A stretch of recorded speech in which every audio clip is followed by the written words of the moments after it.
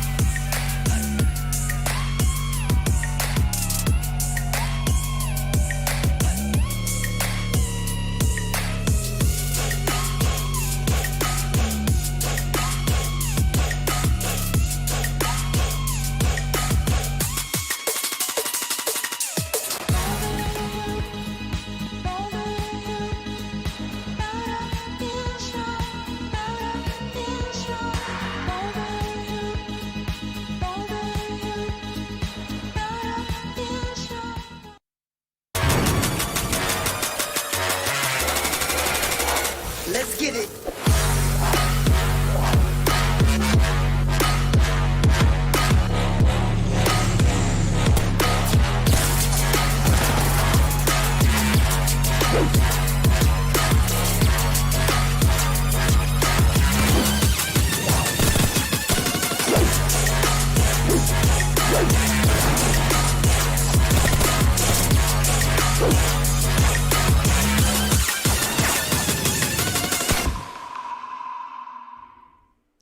Hello and welcome, ladies and gentlemen, to day number 4 of the regional finals of the PUBG Mobile Club Open Spring Split 2021, the Bangladesh region, sponsored to you by Oppo Reno 5. My name is Fixus and I'm joined along with Necro on the desk. And finally, you know, this is the penultimate day, and considering how the teams have been playing, especially again XB Blood Legion, I don't think no one's going to touch them anytime soon.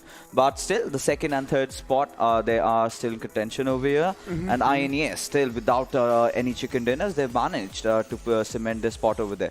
But today, do you think that any other team can make a comeback to this one? I mean, we already know there's like not that big of a difference between the top 8 teams, other than if we keep Blood Legion's side. Of course, they have literally frozen themselves on the top. But overall, well, when we're taking a look at second and 8th position, of course, like there's not that big of a difference going in. If any one of the teammates even managed to get a second position with like decent amount of kills, like 7 or 8 kills, then there's a high amount of chance that they might be contesting the second spot easily. Yeah, I mean, the storyline has pretty much been going the same in the same manner in the Nepali region as well as in this particular region as well.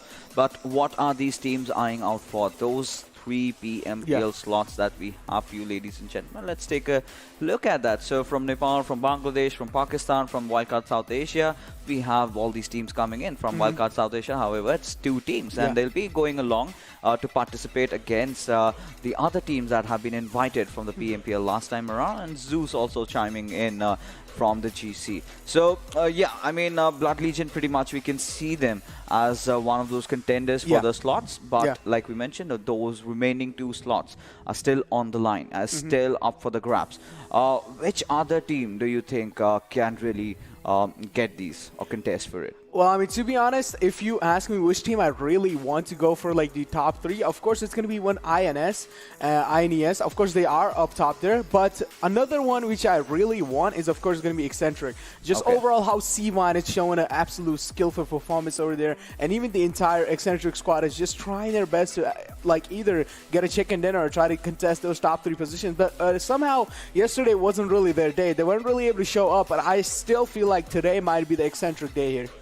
Maybe, but you know, along with those slots, you do get that honey, that sweet money that we are talking about, the prize pool, ladies and gentlemen. The first position, of course, receiving $3,900 from $29,200. That's going to be distributed to all these teams, and a lot of teams have already frozen their banks over there. But yes, those top 3 spots, and of course the money that the major chunk is what they are actually eyeing out for. Indeed, of course. I mean, who wouldn't be? You know, the prize pool is just massive overall. And of course, the slots for PMPL as well. Now, you do want to get on top 3 position, and we all know how important they are. But overall, of course, the competition is just going to be so tough and so close. Yeah, I mean, it is definitely going to be very, very close considering how these teams have been colliding against each other, how they've been engaging, and how do they do that? They get those points for themselves. So let's take a look at the point distribution system that we have, which is pretty much standard, and we've been talking about this a lot. You know, the comeback meta. We see, you know, all these teams who are at the 8th or 9th position, they get a good chicken with some decent amount of kills, and they are right back over here. So a lot of teams made that plunge yesterday, right? A lot of consistency being shown now by all these lads, and so moving on with today, we still have those 4 games, and we've known that INES they've been consistent. We've seen a downfall rather in the performance of the players of Exentric, and Log 1 was also sort of silent yesterday. So you're talking about the squads. Let's take a look at the squad roster and see who are the ones participating. I mean, indeed, we are seeing a big name over here. ERZxTRZ, unfortunately, not really doing up. And we did see them absolutely dominate in those group stages. But certainly, as we all are saying all the time, we do really have high expectations going up for this team. But certainly, they are not really able to show up. God's Reborn, somehow, they are trying their best to actually keep their name up. And sometimes they are able to successfully do that. But sometimes they're just getting eliminated off in those early stages as well.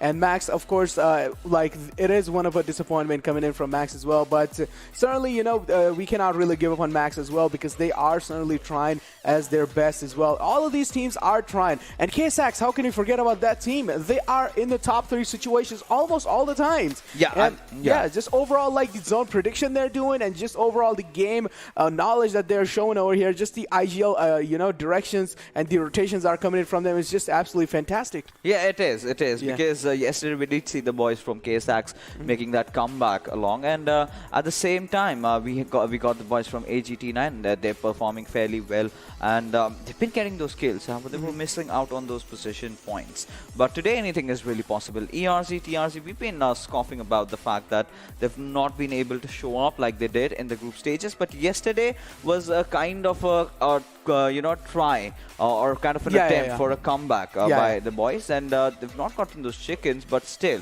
whatever they could manage to secure, they did rise up in the spots. So that's really looking good. But now let's take a look at the overall storyline that we have built out for you guys and see what's going on over here. Indeed. I mean, taking a look at, I mean, if we were talking about ERZxTRZ again, of course, Mamba is trying his best to actually keep his team up on the spot. But now, over here, Log 1 is the main focus. Now, they have the most, like, if we take a look at that, placement points over here. But, of course, INERTIA Esports is also there on those placement points. But what I'm exactly talking about is that Log 1 has the least kills if you take a look at in these top 8 positions. Right. And they're still managing to freeze that, like, top 4 slot for themselves. How? It's just complete on the zone prediction and their IGL making those, you know, rotations inside. And I don't really know how are they managing to do it. I mean, they only have managed to crack the code like we've been telling. But at the same time, KSAX, after a very small start to the regional finals, they've sort of managed to, you know, try to get back in. They've been consistent throughout, and that brings us to a team that has not been. That's XCvS. The way they started the regional finals, they were in the top 3, but suddenly as the days went past by, they kind of went falling down. So that is one of the bummers that I have, to be honest, be mentioning around, because in terms of positioning, in terms of how you're going in for the kills, we've seen Jerry to be getting caught off guard in multiple situations. So in those cases, they really need to be very careful today, because today, if they don't do it, then it pretty much might be a goner, because yesterday we did see that segregation happening, right? We did see Blood Legion taking that massive lead, and then even INS also trying to, you know, rocket up the spot a bit more in terms of their points. But today, I think by the end of the 4 games that we have, we'll have a rather more clearer picture as to, at least we'll get a confirmation as to who the winner is definitely going to be. But I guess by tomorrow, I think what we'll be looking out for is those contestations for maybe at least the 3rd spot. Indeed. I mean, one thing over here is that we are really not talking about Wolves over here. the way these guys are struggling, of course, I mean, they're not going to be getting the limelight. They're not going to be getting the spotlight. But I still feel like they do pack a punch, as I was talking about all the time. They do have some of the fraggers going in them as well. And certainly goes with XCVS as well. Now, they do have a Jerry. Now, especially missing out on a man like Jerry in early stages would definitely like penalizing your team so much more. So Jerry packs so much punch in him, and if actually the entire XCVS squad managed to keep Jerry alive till the end, I am pretty sure XCVS might be taking a dinner with them as well. I think it's the pressure to really surmounting on all these players that they're not really able to perform. But you know, talking about performances, they need to do that in particular maps, right? So let's take a look at the schedule for the day, which is of course going to be Erangel, Sanhok, Miramar and Erangel. So talking about the first Erangel that we have in hand, we've seen a lot of tricky circles, right? Yeah. We've seen a lot of zones that we would have possibly not really imagined, because it starts off in a certain manner and it ends in a completely different way. Yeah. So going forth into the first game, which team do you think is going to get the chicken? Well, I mean, you know, if I go with Blood Legions, I mean, I would just be called a meanie. Okay, so but I do want to go with Blood Legions. Okay, but I want to go with Blood Legions. No, I mean, let's just put them aside. Okay. They're a league apart right now. I'm gonna actually go with Wolves. You're going with Wolves? Yeah, I'm going with You're Wolves. gonna be a dreamer? I mean, yeah, I'm gonna be a dreamer. I'm gonna be a believer. I think I really want to see INES get the first chicken today. No, just imagine, okay? Imagine if Wolves actually managed to catch a chicken dinner. That would be such a compelling moment to watch. That also might be the start of their comeback, which might be a bit late, but still possible. So as the game is finally live, ladies and gentlemen, game number 1 of today's evening, we head on into Erangel, where the flight path trajectory is going all the way from like Max Delta and Power Wolves to are its, already missing on one hospital. teammate. Yeah. Not the quite kind of a start that you would have wanted. Can I take my words back? Yeah, you can. You can. I can? Okay, then you know what? I will go with ERZxTRZ. You know, I really want them to actually, you know, take the route of success.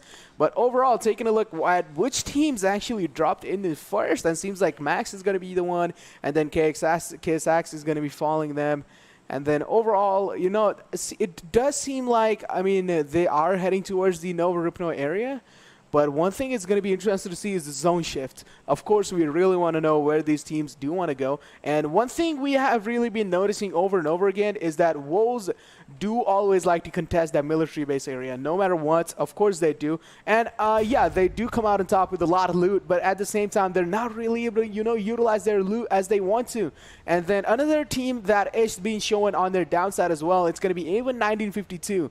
We do want this team to like also show some success signs as well, but certainly they're not really able to. And overall, just take a look at the absolute mayhem. Seems like in Milta, they do have a little bit of neighbors going in. It's going to be KSX and Max. Are they going to be fighting for the early kills over here? I mean, they've always been pretty much dropping over there, so they've kind of made that peace that we're not going to engage with you guys. You don't mess with us right from the very start. Yeah. Considering how the circle has really panned out, to be honest, it's a hybrid circle.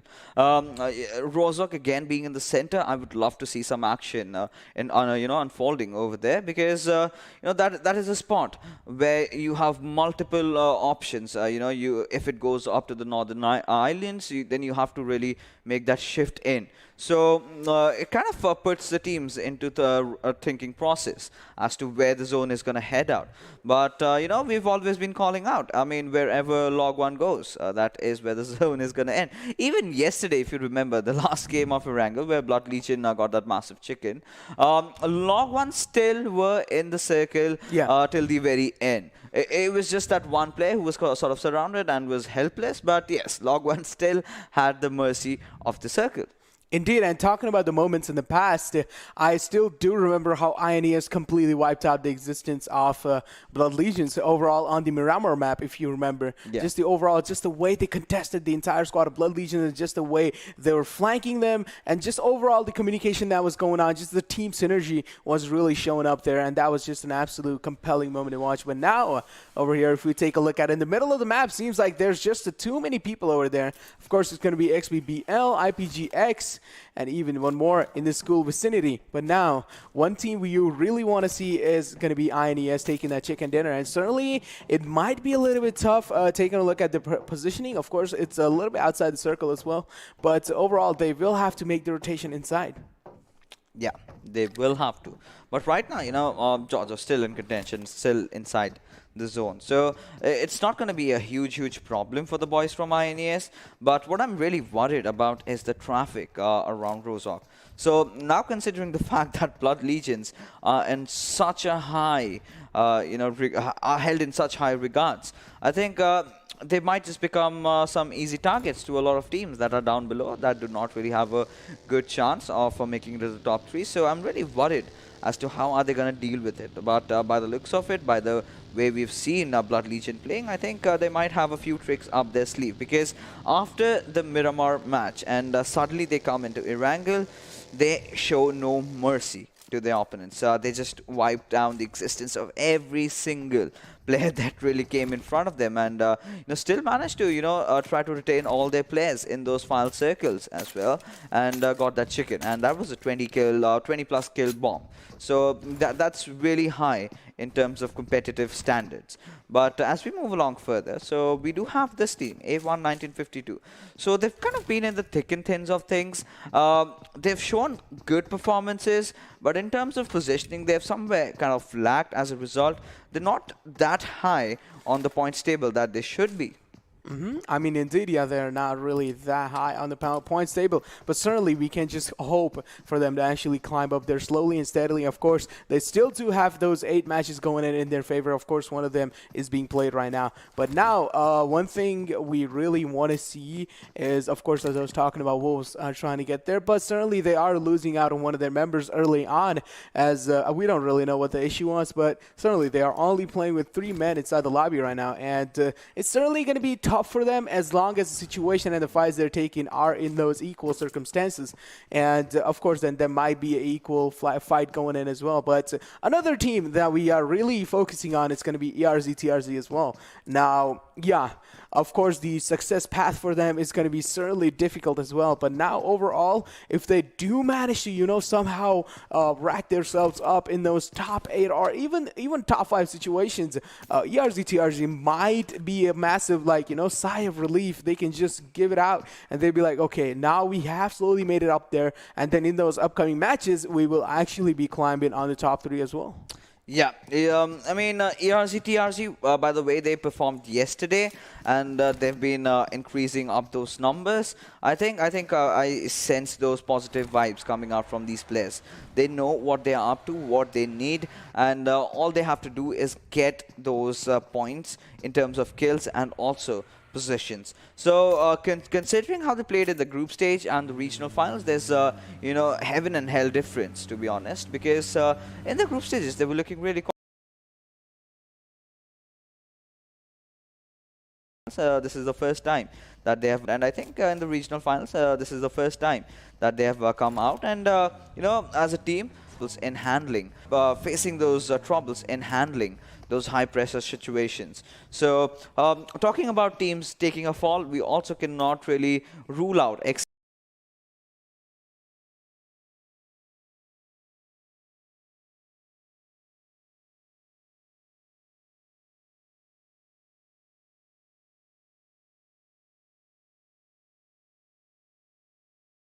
I thought this is definitely one of the teams, distant team going into the PMPL, but suddenly that's not.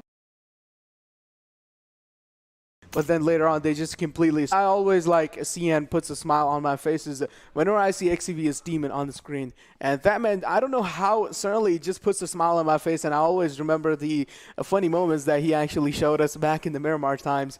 But now, getting back to the game, seems like Exentric are in a little bit of a, questionable spots over here. I mean, if they are going to be contesting this compound. Yep, exactly. That's what I was thinking. I was like, this compound is way too much in the open, and they might get contested from all over the sides as well. So they are going to be making a move. And seems like they are going to be taking a better rotation inside the circle as well. And overall, Exentric, yep, exactly. Now, this is a way better compound for them.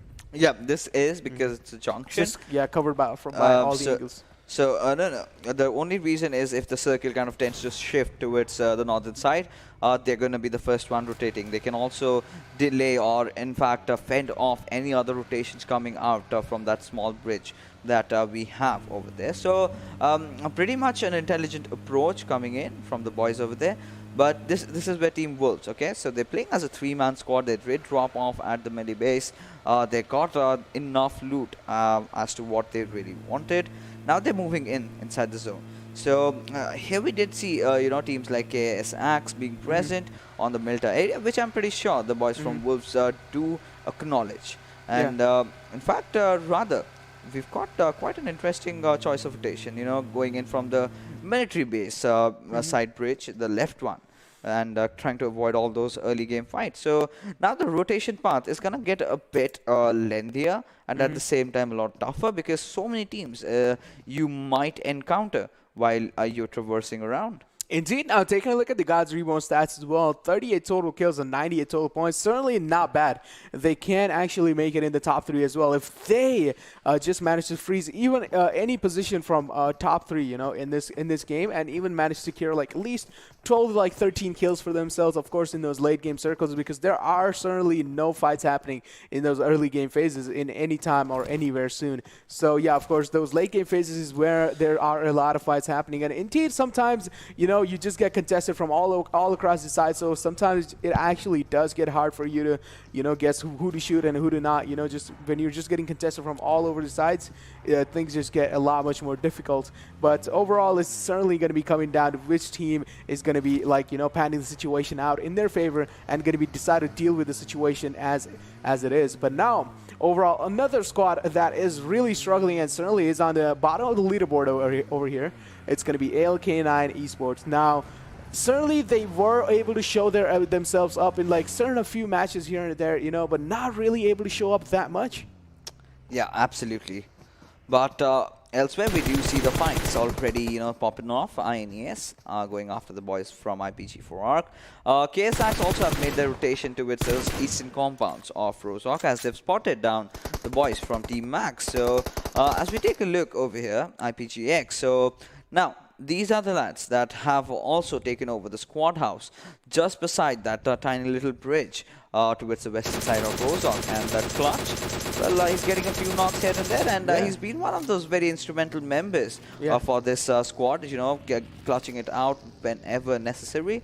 But with INES getting that one beautiful knock and also one kill confirmed, they would want to push, they would want to take control and maybe dominate thereafter.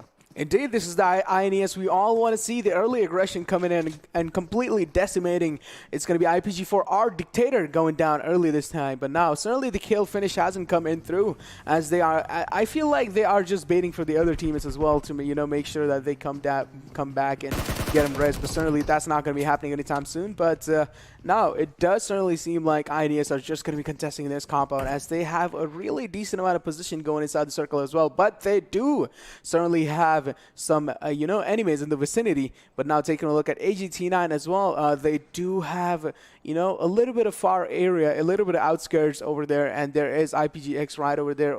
And now, one thing over here, I don't really know if, securing a spot for yourself inside Water City sometimes is a really great, overall decision. Because if you want to actually make or cross your way onto the other side, you're certainly going to get penalized by the water movement. And that's definitely going to be dropping down your speed by way much.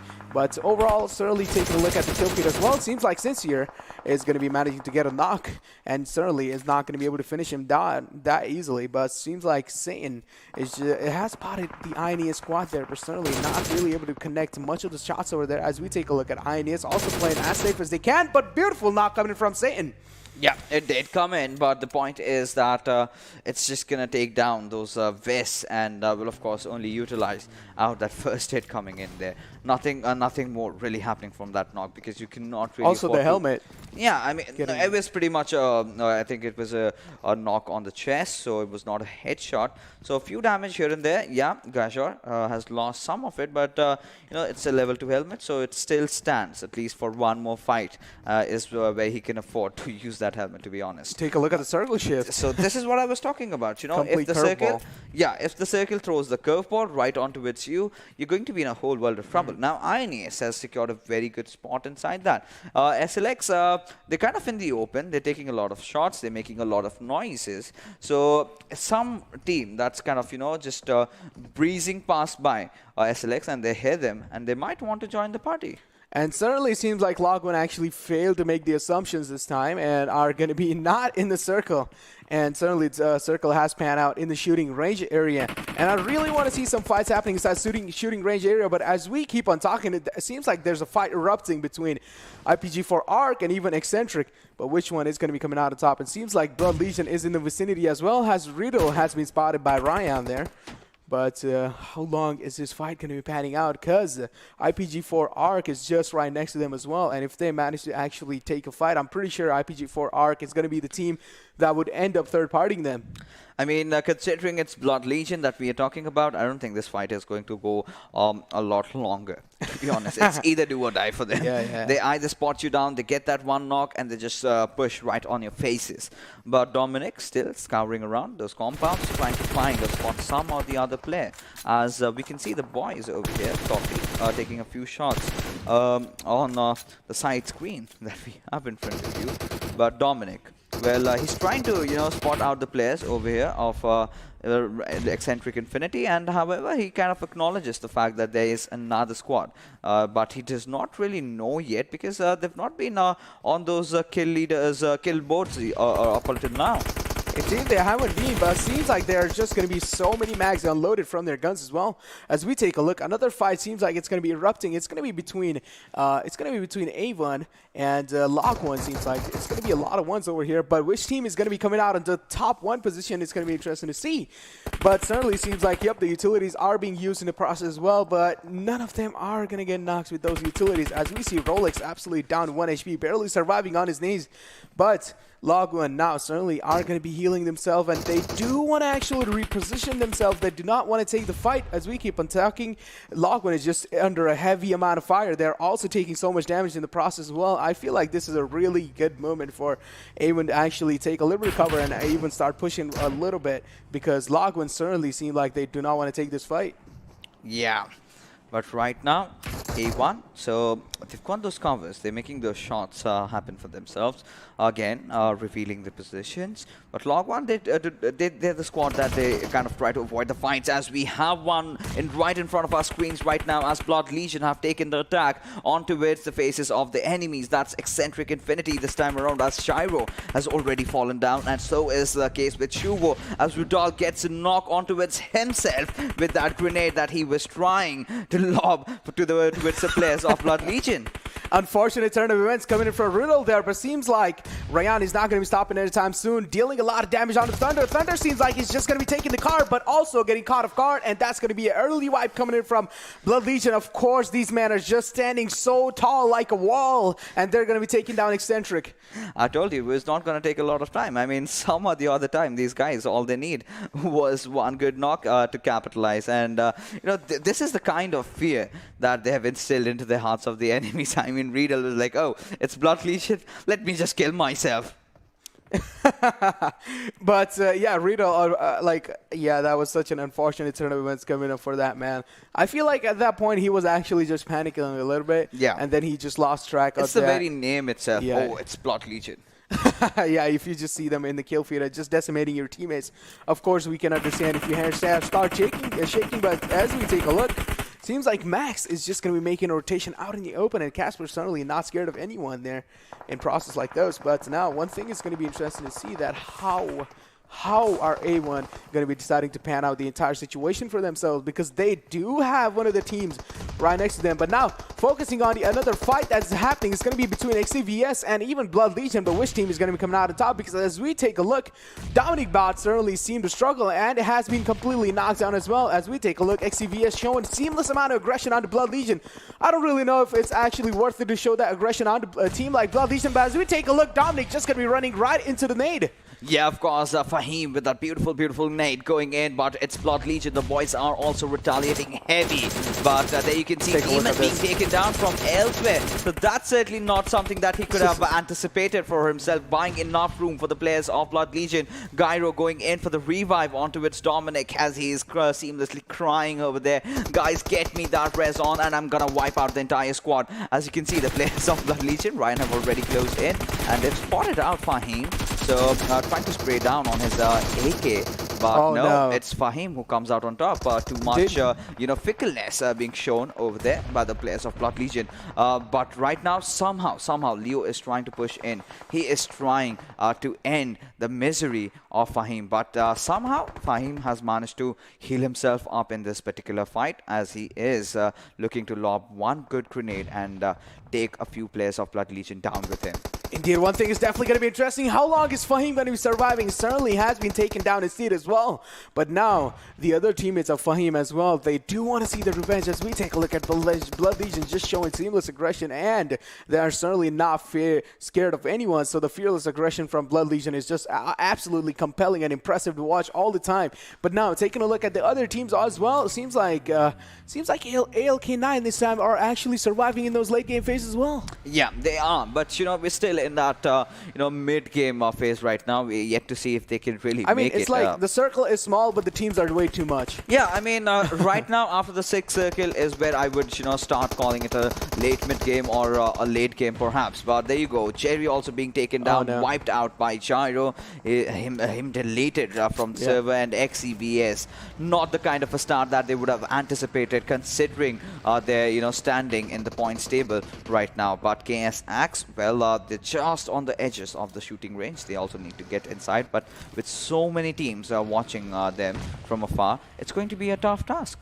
Indeed, it's going to be a tough task, but as we take a look at Blood Legion just showing a fearless aggression onto each and every single squad that is trying to fight them. But now it seems like ALxK9 are in a massive world of trouble, as Captain has already lost onto his life, and the nades are going to be pickling in. And as we take a look, Captain also has been taken down by KSX over there. Beautiful nade coming from Sakil, and also dealing enough amount of damage onto Merciless. Going to be falling back behind the tree and trying to medic himself up. But is he going to be having enough time, though? It doesn't really seem like it. Sanhok's getting caught in the off guard, trying to make a rotation onto the knocked teammates of ALxK9, but certainly not really able to get successfully done, though. As we take a look, ALxK9 Danger is still alive, and even Merciless is alive. So now KSX are certainly in a massive world of trouble. As we take a look at Merciless just unloading bullets onto KSX, and now KSX are down to only 3 men. How long are they going to be able to survive? Of course, 1 man is completely knocked down as well. As we take a look, Merciless has been spotted, and Ishan is going to be taking him down. Yeah, I mean, but still, KSX, they've got a lot of fight in themselves as they are just putting those lead into the hearts of the enemies. Of course, losing out on Sanhok, it's not going to help their cause, but it is what it is. They need to make it into the final circle. They need to somehow deal with the Wrath, the Phenom, Blood Legion themselves. As the boys from SLX Ironic, they are rather getting their hands on Blood Legion, having secured that 1 knock, but not really being converted into a kill. Make that 2 over here, but INES, what do we see? They're going on and they're going for the push onto the boys at boys of ERZxTRZ. Indeed, they are. But now it certainly seems like INES is going to be wiping the existence of ERZxTRZ. And there we go, the elimination with only 2 kills coming in. ERZxTRZ getting eliminated in those early phases as well on 10th position. That's certainly not that good. As we take a look at INES also standing tall like a wall right inside their house as well. But now it seems like God's Reborn is just going to be in the nearby vicinity. As we take a look, God's Reborn is having a really hard time standing up. As we take a look, the res is coming in. But how long is Yashiro going to be able to stick that res onto his teammate? Certainly not long enough. As we take a look, Yashiro also in a massive world of trouble as we take a look. Gentleman also falling down. Now it's all down to Koa and Yashiro. How long are they going to be able to survive this out, though? Now, Gentleman seems like he does have popped that first aid in, and now they're also trying to rest their another teammate left. Now, Infernal Parasite GX also getting knocked and completely eliminated from the entire 9th position. Now, Yashiro does have that little bit of cover on that ridge over there, taking so much damage in the process while he is trying to move his vehicle, but certainly not going to be able to successfully do that. As we take a look, Yashiro has been taken down. Yeah, he certainly has been in Koa, but on the other side, he is just hammering down all those bullets onto the players of A1 1952 as Gentleman is going to charge in. He needs to connect those grens right on spot, needs to get those 3-pointers going in his favor. But right now, with all these smokes being deployed, you know, teams have started using the smokes in a very smart manner, trying to avoid the fights, trying to prioritize the revivals on their teammates. But on the sidelines, Fred, we can see the players of INES, they're making their move into the circle as only 7 teams remain and 21 players alive. Everyone hunting for the first chicken of today's evening. Indeed, of course, everyone would want to hunt the first chicken of today's evening. Of course, if you're going to be managing to secure that first chicken dinner, you're going to be having a really good confidence and mentality going on in those upcoming games. So as we take a look, Pro Legion, and it seems like God's Reborn is actually in a fight with INES this time, but which team is going to be coming out on top? It's going to be interesting to see. Now, just take a look at the rotation coming in from God's Reborn. They are taking so much damage in the process. Pro Legion barely surviving, but XCxVSeSports getting caught off guard in the open ground, but barely going off behind the ridge. As we take a look at Same just unloading max onto KSX as well. Mehrab's going down in the process. Now, how long are they going to be able to take the res? As we take a look, another fight is erupting, and it's going to be a massive knockdown coming in onto SLR's Sketch going down as well. But now, A1 1952 certainly able to capitalize onto that compound, and they do have 2 feet going down as well. Now, the res is going to be coming in through. But overall situation over here, taking a look at INES, they do know that there are so many squads in the nearby vicinity. They do know God's Reborn is right next to them as well. And even right in front of them, there is another squad. It's going to be A1 1952. Now, the nades are tickling in through, but are they going to be doing enough damage though? Certainly the nades are way off as we take a look at Lagwan. Fuad is just barely surviving and just, crawling like a snake in the open ground. I mean, well, as long as the zone favors him, I have nothing to complain. But right now, we do see the players of ALxK9 trying to lob in those smokes to go in and get those revives on their teammates.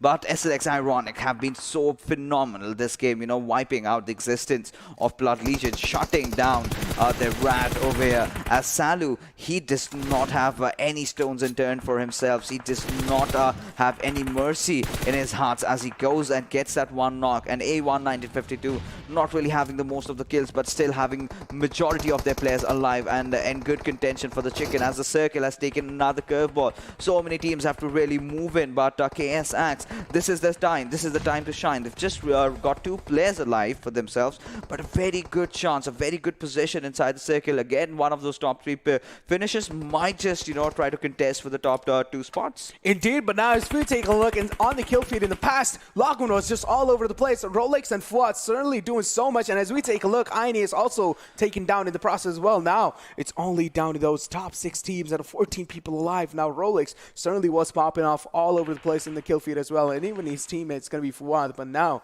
does Sakil know that there is one guy right in front of him, and it's going to be from a member from ALxK9. It's going to be Danger, but how long are they just going to be staring at each other's souls as we just keep on wondering? There are so many teams just quiet right now. It's the calm before the storm, as we like to say, and seems like Ironic Execute seems like he has spotted someone down there in the lines, but certainly just going to be able to do the suppression fire. But now, taking a look, Ironic certainly going to be trying to make their move inside the circle. As we take a look, Manor has went down in the process as well, but now, over there are so many frags coming in as well. Koa onto A1 1952 getting the first knockdown as well. As we take a look, Koa also has been completely traded out. And now Rolex certainly making things so much harder than it should be for God's Reborn as well. As we take a look, Gentleman also going to be smoking his position out, and Rolex certainly might go down from the zone, barely making it out alive. Yeah, he does it, and we do not know how he does it. But yes, indeed, he has figured to make himself a part of the 8th zone that is going to come up any moment soon. But right now, he's got that Kelly suit going in his favor. He's still got that one med kit for himself as ALxK9. that they are down to their last 2 players, but they played like heroes in this one. I would love to see them back the chicken, take it home, because they have been working it out and they have been relentless. They have been giving it all. But as the circle has started to close in, we get to see the shift coming in any moment. And well, it has sort of favored the boys over here. I believe that's from ALxK9, but log once, Fuad has been picked off by Magneto from the far off Ray. Gaunt's Reborn, of course, taking an exit over there. And now we're just down to our 5 last teams. And with 9 players alive, it could be possibly anybody's. Certainly it can be anybody's. As we take a look, Execute also goes down for Magneto. Beautiful spray coming in from that man as well, capitalizing onto the position. As we take a look, Ironic has been completely eliminated as well. Beautiful contestation coming in from A1 1952. One shot also going to be there to actually compromise onto their position as well. But certainly not bad coming in from Ironic as well. Managed to secure those 7 kills, and those top 5 spot is certainly not easy. As we take a look, Danger still managing to keep his team barely alive, hanging on the cliff. But now the main fight over here is going to be between XCx and going to be A1 1952. Of course, A1 does have a little bit advantage going into this. They have 3 members alive, and XCx only has 2. But certainly ALxK9 only with 1, and even log1 Esports only with 1. But now which team is going to be coming out on top? It seems like Sakil is going to be spotting one of the members from ALxK9 and finally going down. Another elimination coming in. Now it's only top 3 positions for now. It's a 2-on-3-on-1 situation. Yes, it is, but the best part about A1 1952 is that they've got those numbers going in for themselves. 3 of their players alive, and yes, Sakil, I believe, has spotted out Rolex, but those shots really not connecting as it just hit the ground.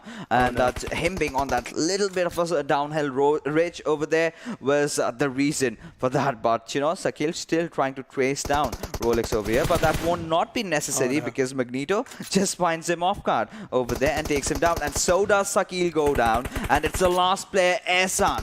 1v3 for XCx. Can he clutch it out? Looks very highly unlikely as they're still putting up a fight, but that's not going to be enough. As there you go, A1 Esports 1952 coming with that big chicken. Indeed, they did manage to secure that chicken dinner, of course, and they really needed that. They were in a crucial need for that, of course, securing 10 kills in the process as well, and 25 total points. That's an absolute massive chicken dinner coming in from these lads.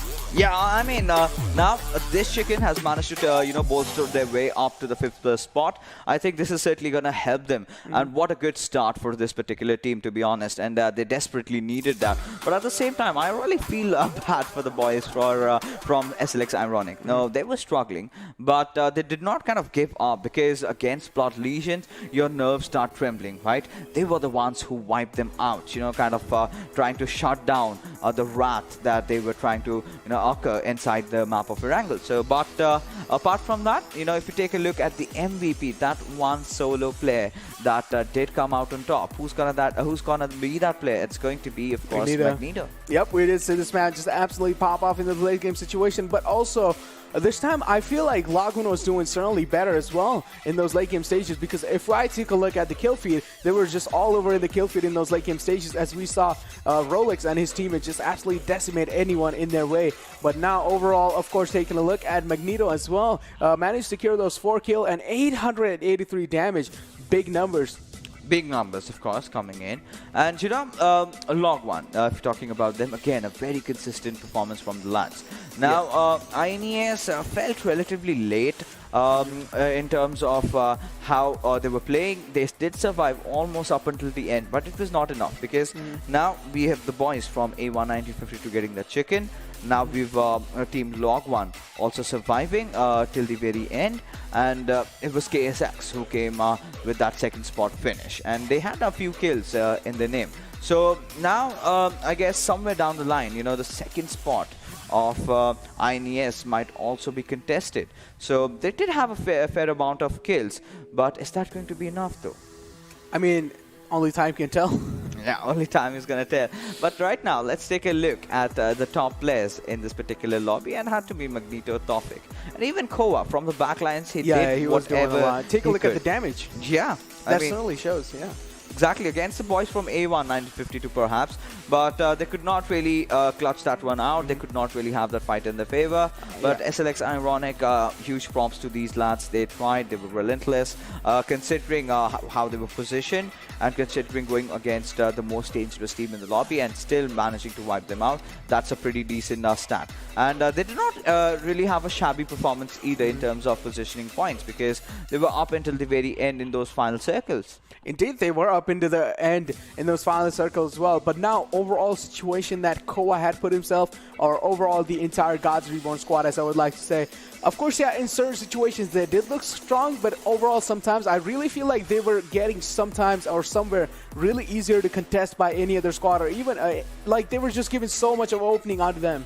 Yeah, they certainly were. You know, positioning in these kind of circles gets really tricky, because once you have those open zones panning out for you, you need to have those vehicles, you need to have the smokes, and so many teams were engaging in those mid to mid-late game. But let's say, talking about smokes and utilities, let's take a look at the match summary and find for ourselves as to how these teams performed. So Magneto, pretty much we've seen him, and but Merciless from ALxK9. This is one of the teams that is dead last in the points table in the overall rankings, but you know, they were visible for at least up until the late mid game, or towards the early late game, as we can say. And Magneto being absolutely everywhere, having the highest damage, having the longest distance travel, and also the assist. I mean, the stats indeed show that how well A1 1952 was playing in the entire game, and they did come prepared today. Yeah, they were so well prepared today, because now they also have started realizing that if we do not perform well, at least not today, then tomorrow they will be having nothing to fight for. It will be just those prize pool that they could go for in. But now we've been telling this time and again, right? Still the second and third spot is up for grabs, if not the first spot until now. So let's take a look at the match ranking. And well, there you go. A1 952, 25 points, and Log1 actually. Yep. Yeah. This is what I was telling you. Like, Log1 is just absolutely decimating a lot of people also in those kill feeds, as I took a look. And they're certainly not far back this time. Managed to secure that big kill number as well, 9 kills, and also securing those 19 points for themselves. And that's just an absolute real good placement coming in from them as well. Of course, they managed to place themselves on the 3rd position. But KSX also managed to put themselves on the 2nd position in the chicken dinner. But overall in the match ranking, of course, yeah, they KSX did fall somewhere, you know, in the short when it comes to those points. But now overall, taking a look, was of course ERZxTRZ that I actually, you know, bet that they were going to be taking the chicken dinner in their hand, and certainly they were a little bit disappointed, and even certainly goes with Infernal Parasite. I mean, Infernal Parasite did manage to rack up those 3 kills, but that's just about it. So finally, Log1 also, you know, after that kind of a dismal performance yesterday, we did see that today they had to come in, get those position points as well as kills, and they've managed to maintain the perfect balance between that as we head on to our lovely Oppo moments and see how this map of Erangel really turned out. Indeed. I mean, of course, yeah, this was the first ever kill that came in through from INES. Of course, INES was the one to actually open up the killing spree, and then later on, yep, of course, the seamless aggression from Blood Legion onto Exentric, completely dishing them out of the game.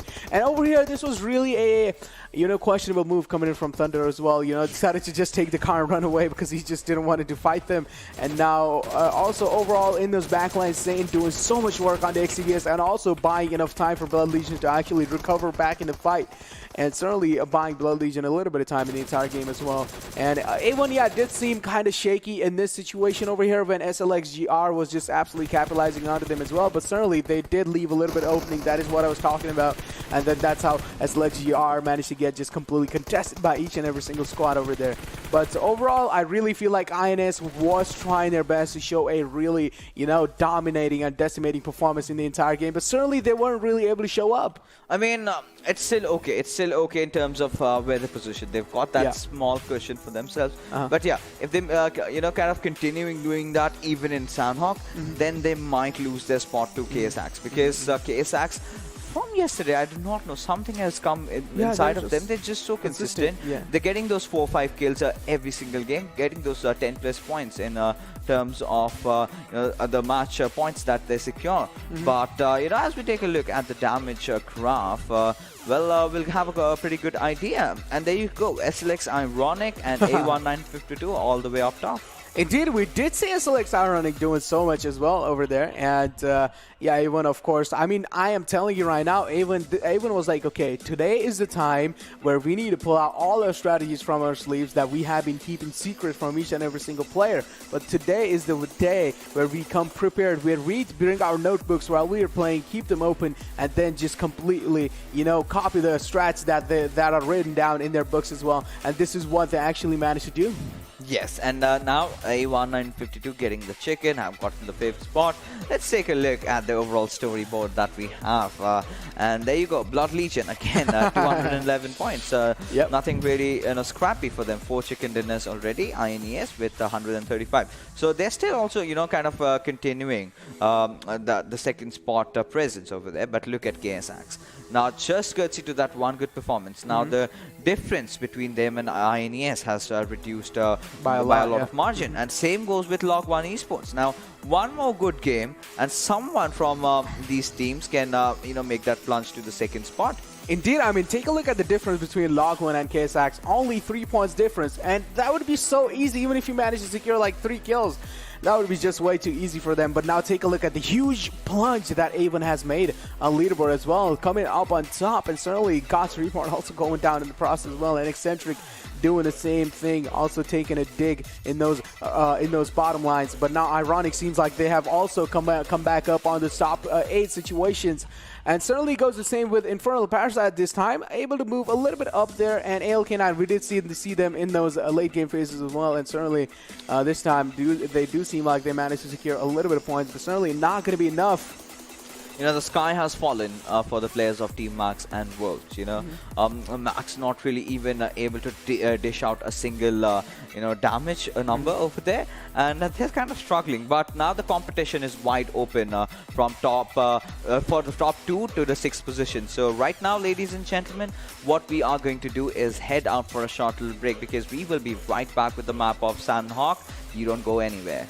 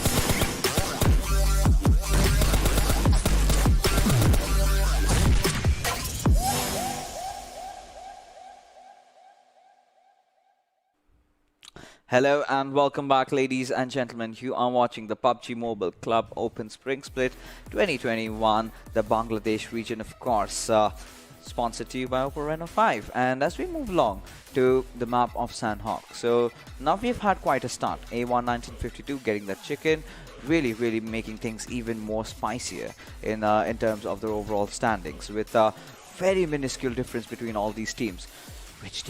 Which team do you think is going to come out on top? But before that, we have a team comparison between ALxK9 and Log1. So let's take a look at how they've been faring off.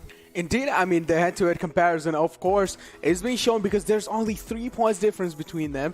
And it's like Log1 does have that chance to actually contest onto ALxK9 and just take over their position if ALxK9 somehow manage to get eliminated in those early game phases. If Log1 does, then Log1 are, of course, going to be losing their position on the 4th place and maybe falling down to 5th or 6th, depending on which team actually managed to contest their position away. But certainly, taking a look at the damage dealt over here, certainly has so much damage dealt. ALxK9, of course, going to be coming out on top, but not really far away. I mean, considering how these two teams have been playing, so one thing for sure, ALxK9 has been putting their bodies on the line, considering the damage received. They can certainly work a little more on their positioning over there. But at the same time, this is a team that clinched that third spot from Log1 yesterday. So Log1 is the one who is trying to reclaim that spot, because we do understand the fact that only 3 teams are going to be qualifying for the PMPL. But moving on with the further discussions, now A1 1952 has also come closed in, but Exentric Infinity, oh my goodness, I mean, against Blood Legion, they kind of completely panicked, to be honest. A few nades on themselves, Thunder trying to escape from that kind of situation. Now that's how you're not going to approach. That's how you're not. That's how you should not be approaching a fight. You should not be scared away from your enemy. You've got to commit, or else just run away right from the very start.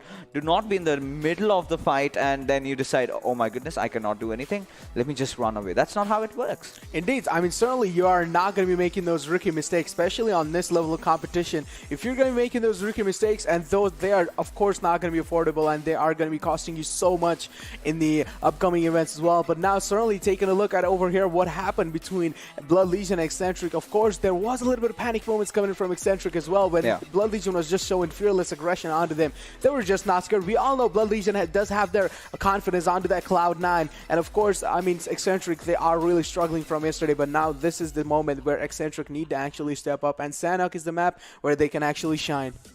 Yes, but right now, we'll take a look at a few stats coming out from the boys of A1 Esports. So, against, of course, God's Reborn. So, now, this God's Reborn. Last game, we did see, Koa really putting his hearts into the game, but quite some, pointers that we can really pick up. Look at the damage being dealt by these lads, and it's 12,000.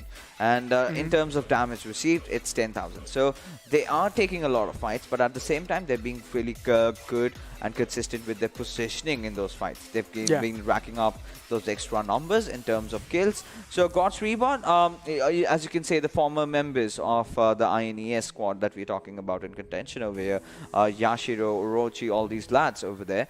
But somewhere down the line, A1 1952 has somehow kind of outplayed God's Reborn over here. Indeed, I mean, they have, and this is what actually tells us that A1 Esports is trying their best to actually contest those top 3 positions, and certainly God's Reborn is, but certainly they are falling less somewhere down the lines. If you take a look at the head-to-head comparison, they are certainly falling less against A1 Esports, and this is what A1 Esports came up with today, and this is what managed to actually secure that chicken dinner in their hands in the first map going inside, and of course, in the overall, that's going to be creating a massive pacing for all these guys. Of course, the pace is going to be over here for A1 right now. Their confidence is, of course, also going to be on the Cloud9, and it's going to be interesting to see now how A1 Esports is going to be panning things out against a squad like Blood Legions. I mean, now Blood Legions, like we've mentioned, we're keeping them aside because no one is in the nearby vicinity of them in terms of the overall standings. But yes, second to sixth, like we mentioned, are still pretty close. One good chicken dinner from either of these teams, and they might just be back in the race for the top 3 spots that we are talking about. So, talking about a few other teams, you know, ERZxTRZ, all of them also taking a very early exit, and the same can be said for XCVS. I mean, in that particular fight, they were the ones who got that first knock onto its Dominic against Blood Legion. But as things are, life is unfair, and from the backlines, SLX Ironic just goes striking Demon down. But as we take a look at XCVS, there you go, the stats coming out from these players. Indeed, I mean, Jerry, of course, with those 14 kills, but certainly it seems like Demon this time is going to be surpassing his abilities and certainly showing up a lot much more than he is supposed to, showing up with those 16 kills and, of course, 1.23 KPM. And now also Witcher. We have been seeing this man's name also sometimes over there in those top positions as well. And Witcher certainly is one of the main players also going forward that XCVS needs to, you know, secure for themselves. And then Fahim, of course, in the backline is always there. Providing the support role, providing that, you know, extra bit of cover coming in from him. But overall, I really feel like over here the main, you know, expectations going inside this squad is definitely going to be Jerry and Demon. We do have so many expectations going in from these lads, and of course we know in the future stages, of course, they're not going to be letting us down anytime soon. I mean, I would like to bring our viewers' attention to its average survival time, which is around 18 minutes. Not acceptable, because in the group stages they used to survive for more than 20, 21, 22. That is what the numbers were. And you know, this kind of brings me to the fact that well, XCVS, they have been struggling like really bad. They've kind of lost their confidence in engaging in those fights. They need to get it. They need to, you know, kind of take a hard reset. All right, so we messed up on multiple occasions. We've been kind of scared to force out a few fights. But that's not who they are. They are a team that can capitalize, that they are the team that could possibly win the PMCO. That's the spirit that they need right now, you know, to try and get a comeback into this tournament. Indeed, of course. I mean, one thing I really want to point out is, like, as soon as you hear regional finals, as soon as you hear final word anywhere, that's when your confidence actually drops down. Because we all know how finals actually hit us in those, you know, mental phases as well. We all get scared when we just hear the absolute word called final. And certainly, yeah, of course. And even those finals, we all know it's going to be the best of the best teams that you want to go up against. And, of course, the best from your region as well.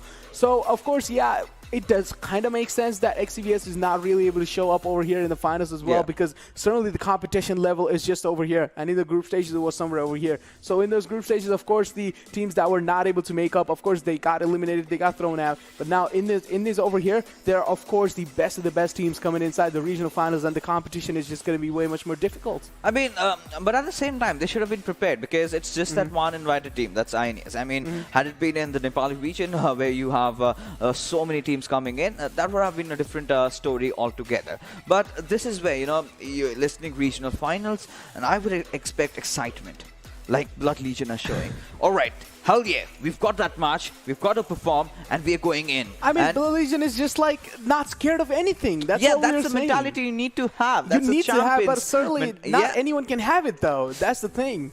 No, that's where, you know, my argument comes in regarding the fact that they have got it in them. Because have we not seen those, you know, really good plays from XCVS, I would have never come to this conclusion. I know these players are worth a lot more in terms of their performance, as they've done in the group stage. I mean, every single game. If you, this is the team that, you know, I would love to build a comparison with the you know, leaderboard toppers of the Nepal region, Carnage. So they were having a very good position points, and they were also trying to get those kills going in for themselves. And even in the first day of the regional finals, XCVS performed so very well. They just they just went tumbling down the hill as the matches went on. But with that being said, the second game, ladies and gentlemen, is finally live over here as we head all the way from Kampong to its Camp Alpha. I mean, of course, we all know Kampong is INES's home, and of course, there's just going to be dropping off right off the bat and going to be securing that Kampong area. And yep, exactly, that's going to be happening over here. And Wolf certainly seems like a little bit of a, you know, change of pace coming in here from them, and they are a little bit separated in those early game phases as well. And this is, of course, what you don't want to see. You don't want to separate from your teams, and of course, especially having a squad like INES in the nearby vicinity is of course, going to be a little bit of, scary part in your hearts as well. But now, one team I really want to see here is Blood Legion. Where are they heading? Of course, they're going to be going for the Paradise Resort as well. Exactly what I thought, and I really want to see how things are going to be panning out. And I'm really, compelled to see how Blood Legion are overall going to be able to, capitalize on the entire Paradise Resort. Well, now, this is another circle that we've been familiar with. It's a really good circle. Yeah, it's a really standard circle for all these teams. It's like a default circle of Sanhok. The gods of PUBG are like, guys, just, play it your way around. But right now, I have been so long craving for that quarry circle that I've not been getting it, but it's fine. Yesterday we did see a lot of circles just spanning around the Paradise Resort area. So Blood Legion taking a drop over there. That's the spot where they love to work things around. A1 1952. Well, now a pretty interesting formation. They've been going there for quite some time. But KSAX. So this is going to be a rather tough time for them to rotate around. With Exentric Infinity just on those eastern compounds of the Paradise Resort. We've got to see if they are going in for the vengeance, if they are actually trying to redeem themselves from the really, really, really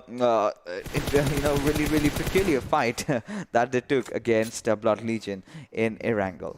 Indeed, that was. But over here, I mean, certainly it seems like Casper is going to be wearing some kind of weird cosmetics onto his body. And certainly we do see getting spotted. A cosmetic does have so much of impact onto that. If you're going to be wearing a color that's just completely bright out in the open field, of course you're going to get spotted way much more easier. But certainly seems like King is not having enough. Going to be pushing right onto Jerry, but Jerry is just going to be tackling him down. Did King know that there was XCvs squad right in those alleyways as well? But King didn't really seem like to care. He just completely pushed inside, and now Casper does know that there are some teams in the nearby vicinity. It seems like Insane is going to be spotting Casper, and a little bit of damage is coming in through. Casper going to be catching a little bit of headshot in process.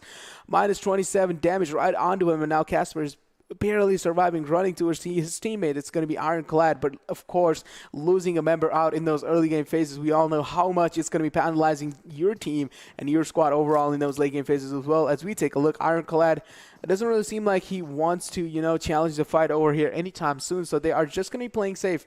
And Umar does know that there is one squad. It's going to be ALxK9 right in front of him inside those compounds. But certainly somewhere I do feel like Max is in a massive world of trouble, as they certainly are so much, separated from each other. And even the loot is not really in their favor.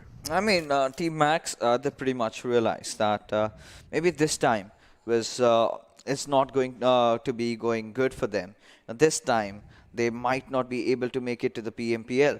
But at the same, so this gives them that freedom, the freedom of movement, the freedom of doing whatever they want to do in the lobby, to be honest. Because now we can see, these teams really going aggressive, trying to contest out players, trying to take some collateral damage along with them as they go down. Even in the last game, these are the lads with nothing to lose anymore. Now, if they go down, they can't. It is not going to really affect them because they can't possibly go more. Even below than where they are right now. But what they can really do is get a few kills here and there, trouble a lot of teams, and maybe, take some good chunk of the prize pool that's to offer. Indeed. But now, ERZxTRZ is somewhere down the line. Really questionable positioning coming out from these lads. And this is what has been costing them those chicken dinners in those, late game circles as well. They're certainly not really able to survive them out. And this time, I do feel like going in the map like Sanhok, there is a massive chance for ERZxTRZ to as well, get the redemption. But certainly going up against a squad like A1 1952 is going to be making things way much more harder. As we take a look, ERZxTRZ seems like they are going to be making the retreat back to their squad mates. And they do want to contest the fight that is happening right in front of them. And it certainly seems like there might be a fight erupting anytime soon between A1 1952 and even ERZxTRZ. But when is the massive questions that we need to ask each other. But as we take a look, certainly the fight is not going to be happening anytime soon. But now let's just focus on some other players as well. Yeah, I mean, considering IPG4 Arc, this particular team, they performed so very well on the second day of the regional finals. Yesterday was the day when they again started tumbling down the hill. So, yeah, so they've got a few good players, like, you know, the likes of Dictator, who've been extremely doing so very well. But apart from that, we've not been seeing enough. Now again, so Ironclad getting knocked out, and well, we'll just have to see if the boys here from AGT9 actually commit in for a push, because Casper is right in front of them, and he knows that he's got nothing to lose over there, and he's still not backing off. He's not even flinching. Rather, you can see Dragon taking that different angle, but no, AGT9 will make no mistakes in wiping them out, secure those 3 kills for themselves, and with that being said, Team Max Esports has been eliminated. Indeed. Early elimination coming in. We did see them stumbling across overall in those early game phases, as one of their members just went down in those early game phases as well from Jerry, of course, one of the stronger men that XCVS has to offer.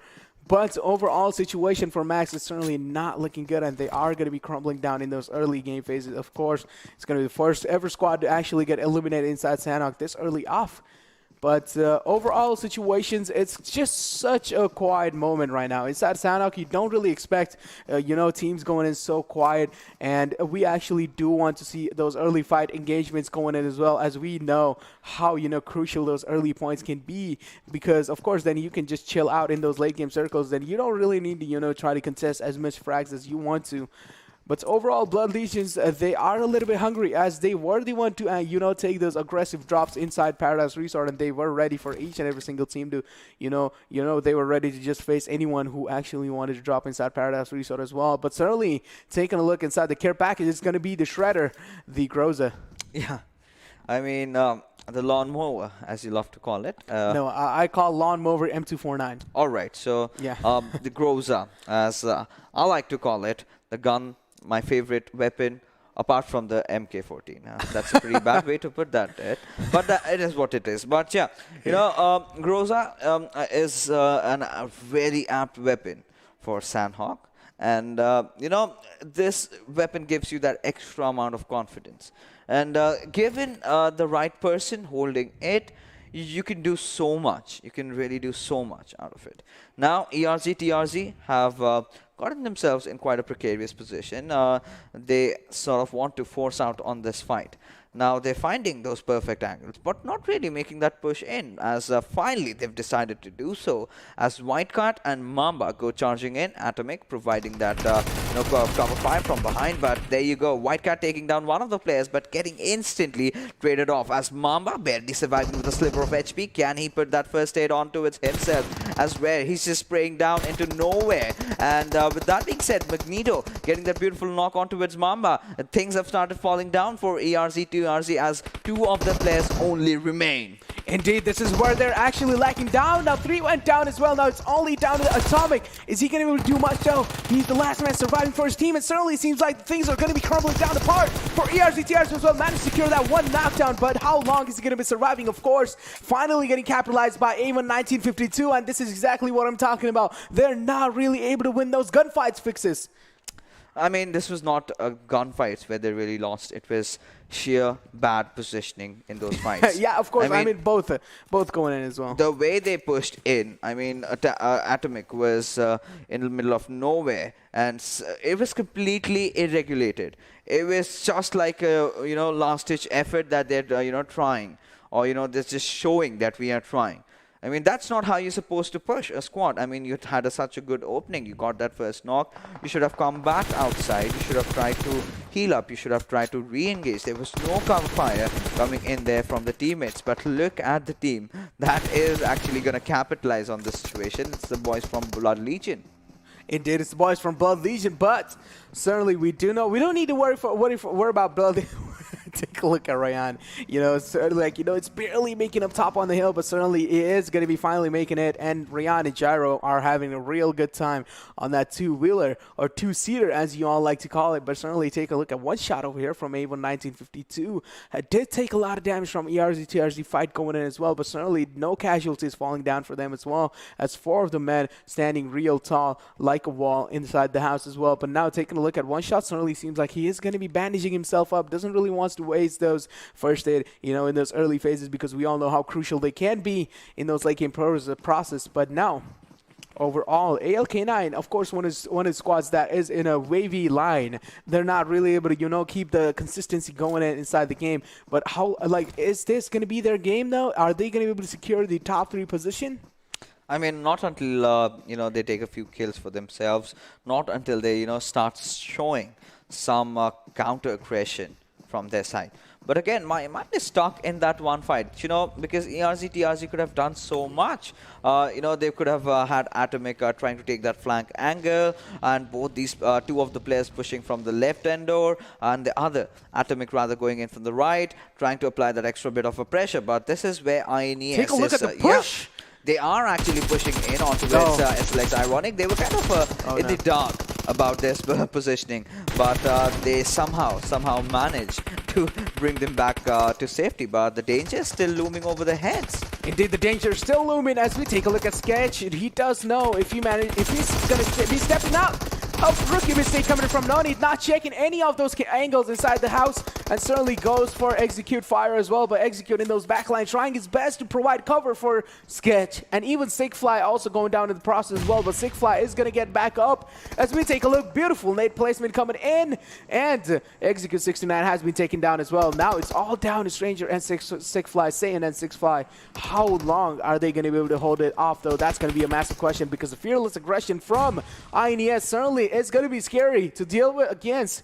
And over here, Ironic barely holding on Sigfly and Satan, trying their best to, you know, deal enough damage as much as they can. As we take a look at Clutch, taking one of the off angle, and seem like Clutch is just not scared of anyone. Even Gajar just going to be aggressing right inside, and seems like this time INES has had enough. Yeah, they certainly had, but right now Satan is not going to give up without putting up a fight over there.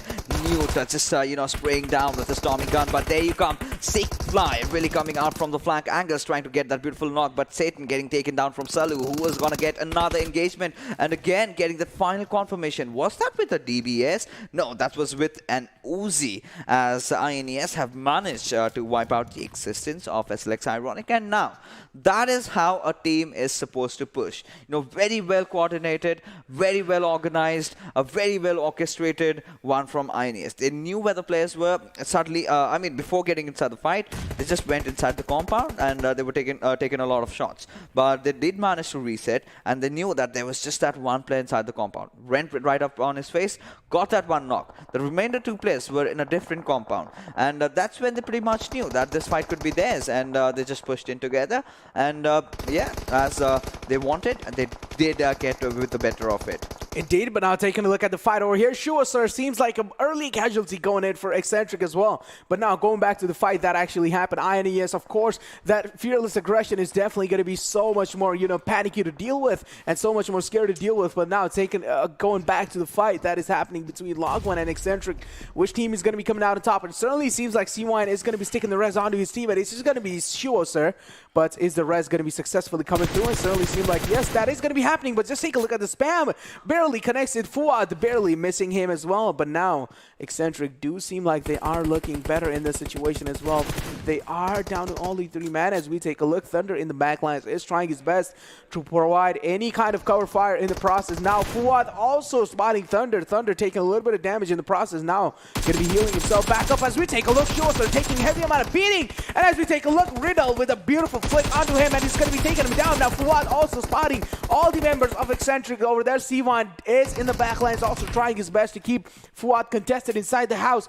Now just take a look at the aggression coming in. Shuos are not really taking the corner, but is going to get punished by Fuad, also So many knockdowns are happening all over the place. Yeah, so much happening at such a short span of time. As we can see, the players of Log 1 going absolutely ham, but they are also getting their numbers down, but they're not going to go down without a fight as Sabik enters inside the fray in the last possible minute. As Dominic, oh my goodness, he is looking at an entirely different fight. He's got his eyes onto it, the players of Exentric Infinity over here, and now all the players of Blood Legion, they're just gonna go charging in again. I mean, this is ought to happen with the way things are going on. For the second time today, Blood Legion are trying to wipe out the existence of Exentric Infinity. Riedel trying to do whatever he can do on this earth right now to try and remain, try to be there inside that. But this time he's not backing off. But what can he possibly do as the players of Blood Legion are just surrounding them? And Exentric,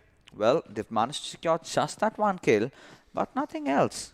Indeed, yeah, Blood Legion just showing that fearless aggression as well, just like INES did in those early phases. But now, this time, Blood Legion does seem like they want to take a little bit of chill pill. They do not want to push Exentric just right in their faces, as they are taking their time to strategize it out. But now, taking a look at ALxK9, they certainly do have a little bit of members going in on their left side. If they do manage to spot Thunder, of course, Thunder is going to get spotted from that vehicle, and he's going to just get mowed down by those M4s spraying it onto them. And as we take a look, Riddle also in the same line, going on the same position as well. But now just take a look at the position Witcher has put himself into. Now, INES does know that there is Witcher right there, and Witcher also knows that INES' position has been contested as well. So Witcher just going to be smoking his pathway out because he want to make his way to his teammate, and certainly that is the clever decision you can make. But Witcher taking a heavy amount of beating in the rotation as well. But Witcher, is he going to be able to make it? Yes, he certainly makes it to the safety. Yeah, he certainly makes it into the safety over there. But what are we witnessing? I mean, in Sanhok, all these teams are going so aggressive. And a lot of teams have, taken the fall. A lot of big names at that. And, Exentric, well, they were trying to escape from that precarious position.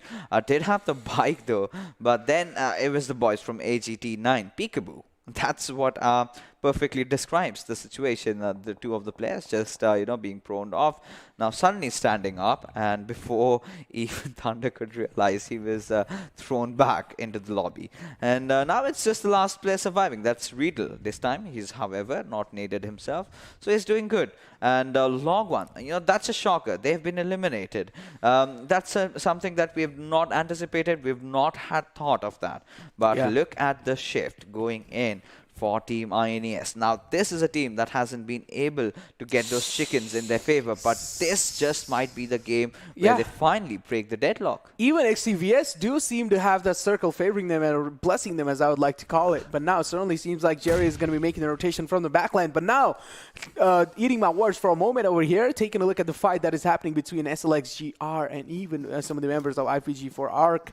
A gentleman is in the nearby vicinity, but they do have enough info on the gentleman. That is going to be the questionable question that I am really wondering in this point in time. But now, taking a look at the XCVS entire rotation coming in. Beautiful choice of selection coming in from XCVS as well. But now, A11952 does too seem to like they are going to be following their footsteps as well. As we take a look, the Wolves is unloading their mags onto the entire squad of IPG4 ARC and also getting caught off guard.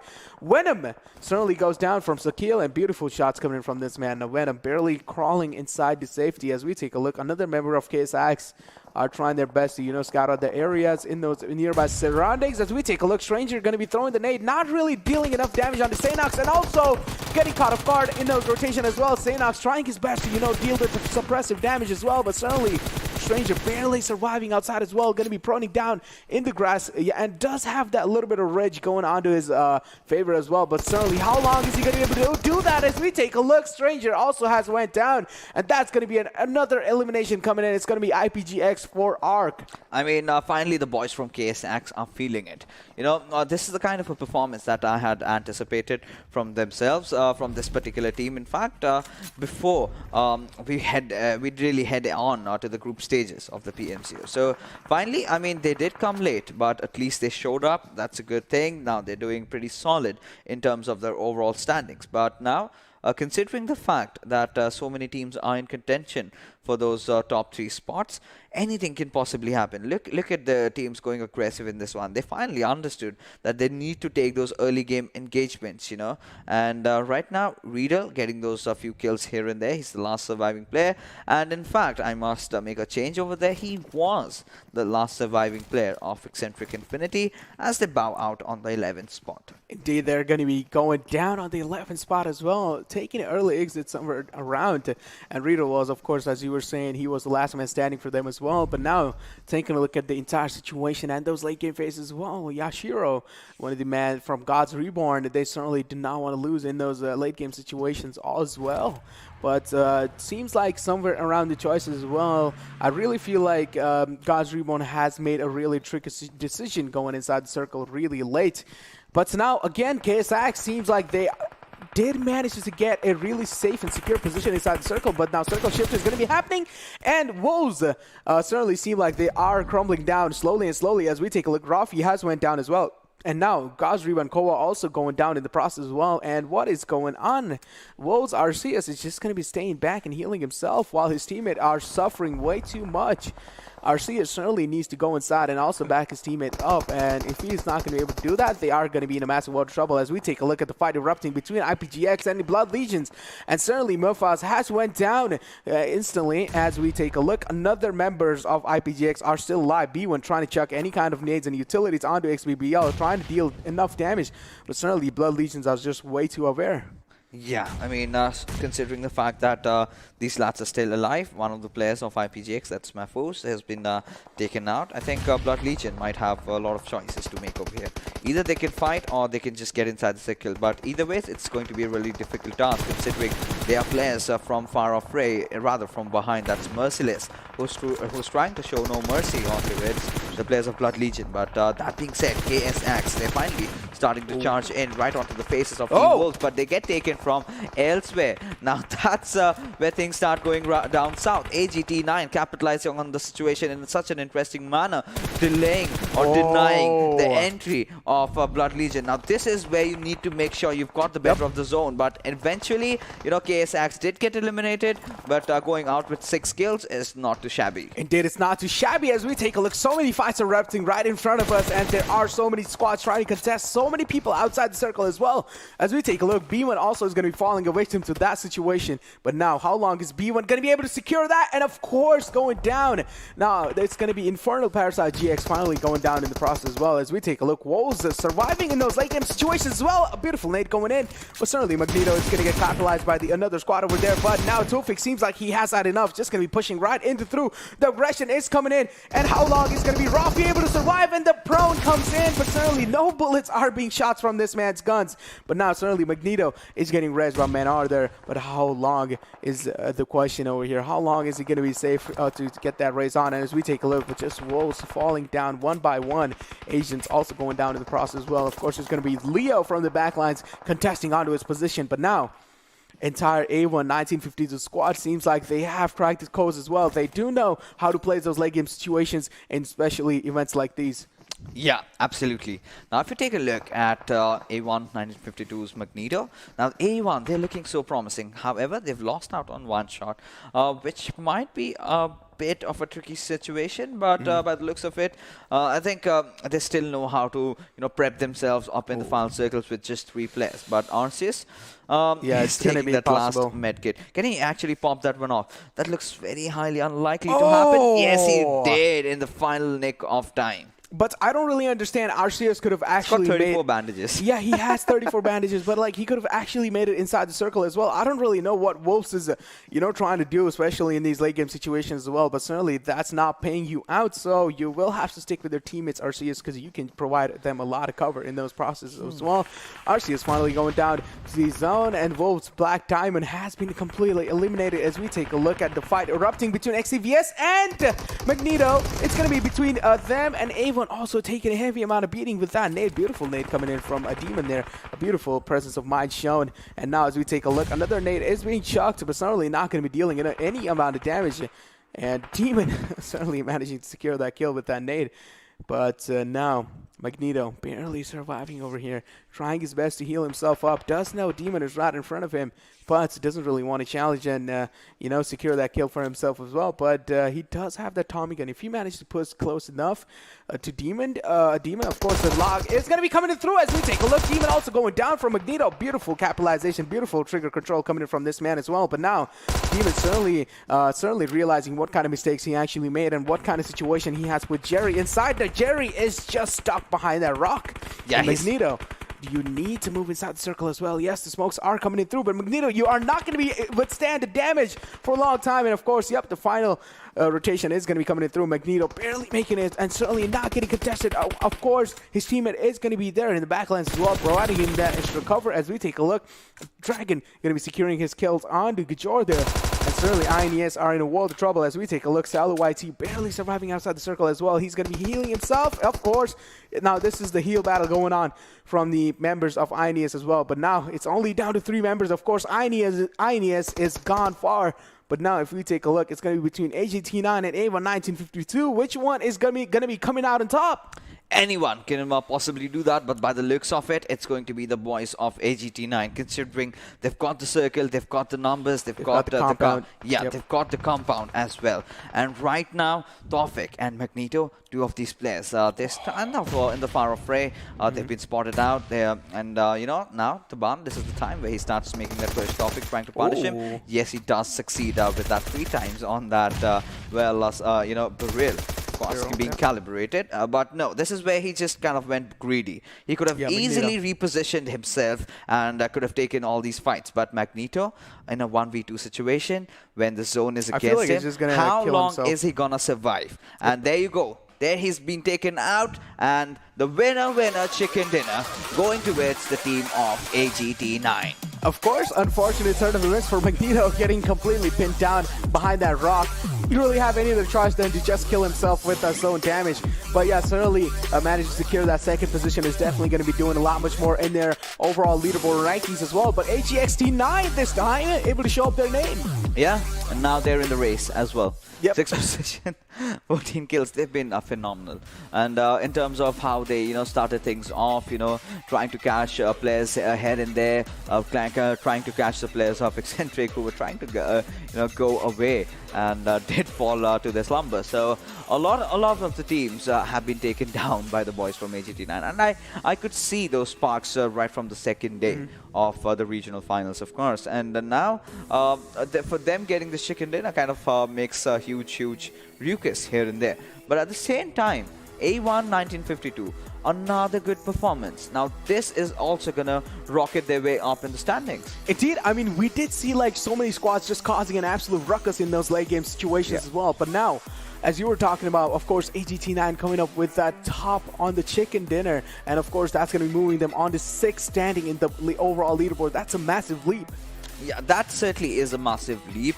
We will, of course, get an idea when the overall standings do come up. But right now, let's take a look at who the MVP is. Yep. And it's going to be Taban. And, well, he did try to make that push towards the end, but was kind of punished over there. But despite the fact, 749 damage is certainly the reason why he's over here. Survival time also on point. A lot of assists even coming into his name. Yeah, indeed. I mean, not a big kill number coming in from Aban there. But certainly, you know, the entire lobby, no one was able to, you know, secure any of those close enough kills. So, of course, Aban was the one to come up with the MVP. It was certainly dealing decent amount of damage over there, 749. And with those overall decent amount of overall average stats coming in as well. I mean, if we take a look at how AGT9 really played it around.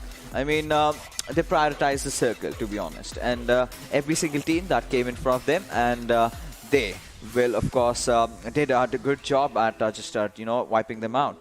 But as we move along further, we have got to take a look at the top players over here in the lobby. So we've got Tawfiq, Magneto, and Insane also coming in from AGT9. Indeed, of course. I mean, they all have more kills than Aban over here, but certainly not really able to show in those damage. Damage numbers as well, but at least you're able to secure, I mean, of course, Tawfiq getting that 596, almost 600 damage, and 561 from Magneto, and then 536 coming in from Insane. Of course, this is the reason why they're not really able to show up in those MVP stats as well, but certainly those, overall, Aban was just doing an absolute wonders for his team and certainly showing that he is the one insane player that they have to offer as well. Yeah, I mean 100%.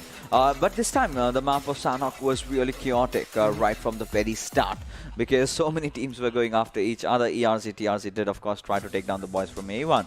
1952 did not really happen. But now let's take a look at the match summary and see how much did it speak in terms of the numbers over here. Indeed. I mean, Dragon, of course, with those highest kills coming in, and then Sadman also with 159 meter. I mean, we have seen better numbers than that in Sanhok maps, of course, in the past. But certainly a decent amount of stats coming in from Sadman as well. And then Aban, of course, with the highest damage going in as well. It's going to be 749. Captain with the longest meter travel. And then Aban again with maximum assist. Yeah, I mean... this is that player, and he was really good in this map around with every single fight and staying in the back lines, providing that essential damage. So as a result of which, they of course got that chicken dinner. Now let's take a look at the match rankings and see how things have changed, after this particular match, or rather the storyline in this particular match, where we do see AGT9 walking off with a chicken, 14 kills, 29 points earned. But A1 1952, this is where they're starting to, take that plunge. 22 points out of this game perhaps, but INERTIA Esports not really far behind. Indeed, INERTIA Esports also managed to secure those 18 points, which is of course going to be freezing them that second position again, and they're not really going to be moving anywhere forward in those leaderboards as well. But certainly A1 Esports is also doing so good, and of course now this again, this second situation or the second position is going to be also giving them a little bit of plunge in those leaderboards as well. But now Blood Legions, of course, this time not really able to show up, getting capitalized early on in those tense situations. But of course, Blood Legion, we all know what kind of team this is, so we cannot be downgrading them much. This is where, we start, trying to criticize this team. And we did the same yesterday in Miramar, where they were just taken down so early on. But later, they just come out of nowhere in Erangel, and they show that they were really angry. And they're decimating everyone in their way. And kind of compensated for the last game. So, yeah, Blood Legion not really having the kind of starts that they would have wanted for the day, but I'm pretty sure they will have their backs up online very soon as we head along to the Oppo moments of the day and see in Sanhok how much of these actions really unfolded. And it all started with Max trying to, go completely YOLO. They were punished, but yes, this push, from ERZxTRZ is certainly not acceptable by the standards that these players have amongst them. A lot of mistakes were made. A lot of things could have been capitalized over there. They could have, tried to surround them. They could have done a lot, but kind of being reluctant in doing so, kind of led to their demise. Indeed, being just overall careless, of course, can lead to your destruction as well. But now, over here, this was the fight over here, which Exentric was just going down as well. But Exentric did manage to get the kill secured on the log one and just completely eliminate the squad. And over here, Thunder, just unfortunate turn of events, was trying his best to actually contest that wake up for his teammate, so he can go back to his teammate, grab him, and then just take overall new position. But did get contested. And this fight over here, KSX showing up as well, showing up really true colors. And that over there was the demise of, as we would like to say, Blood Legion falling down in those early tense situation as well. But now, over here, this was one of the fights that we really want to talk about, which was the, of course, endgame fight over here. And A1 1952 did get caught off guard over there behind those rocks, and they didn't really have anywhere to move outside. And of course, we all know from AGT9, they had all their aim down sights just locked onto them, and they were just waiting for him to make any kind of mistake and just peek out of the cover. This is where he actually made the choice to just kill himself with the zone. Yes, and he could have, the moment Aban was trying to make that push, the moment Tawfiq got that knock, Magneto could have also made some movement, but he decided not to do so. But let's take a look at the damage graph that we have in front of our screens. And, well, it's been INES, it's been AGT9. They've been performing so very well in this particular map.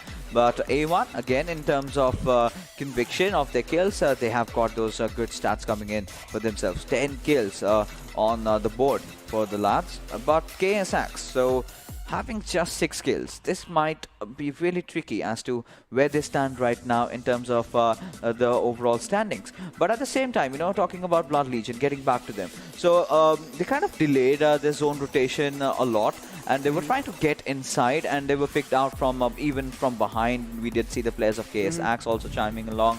And now we're going to take a look at the overall rankings and find for ourselves as to where these teams stand.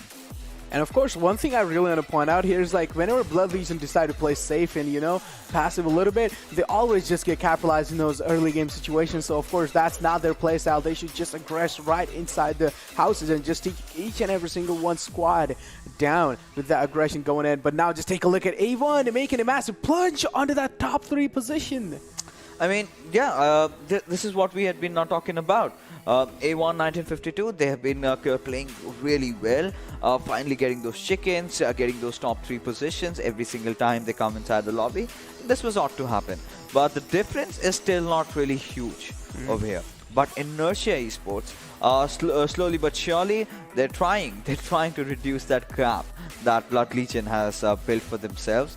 But as we head along, down below, well, XCvS, this was a rather better approach to the game, I must say. They did collect a few points here and there. But apart from that, nothing really happening in the bottom half, to be honest. Max, yep, it seems like they have frozen themselves the top 60. I mean, just on the bottom spot for themselves, and no one is going to be taking that from them. They are going to make sure about it. And certainly, but overall, analyzing the end game situation that happened, I really feel bad for the squad that was just locked behind the stone. Of course, they had nowhere to go. They were just locked down there. And certainly, if he managed to even step outside the cover and try to take the fight, of course, he would have contested by so many people from AGT9. Of course, they had 3 members going in for them. Yeah, they certainly did. But right now, the storyline continues, the saga continues. But before that, we will be heading for a short little break, because coming right up is the beautiful map of Miramar.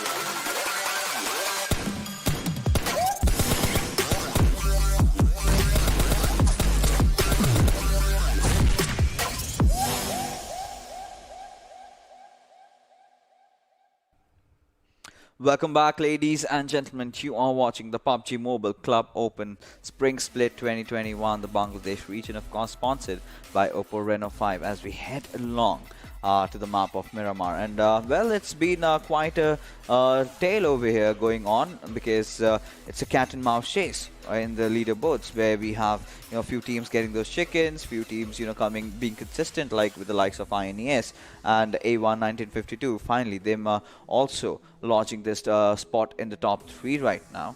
And from here onwards, what do you think? Miramar, what are you expecting? I mean, Miramar, of course, a big map, we all know. Just so much room to work around and process so much information as well.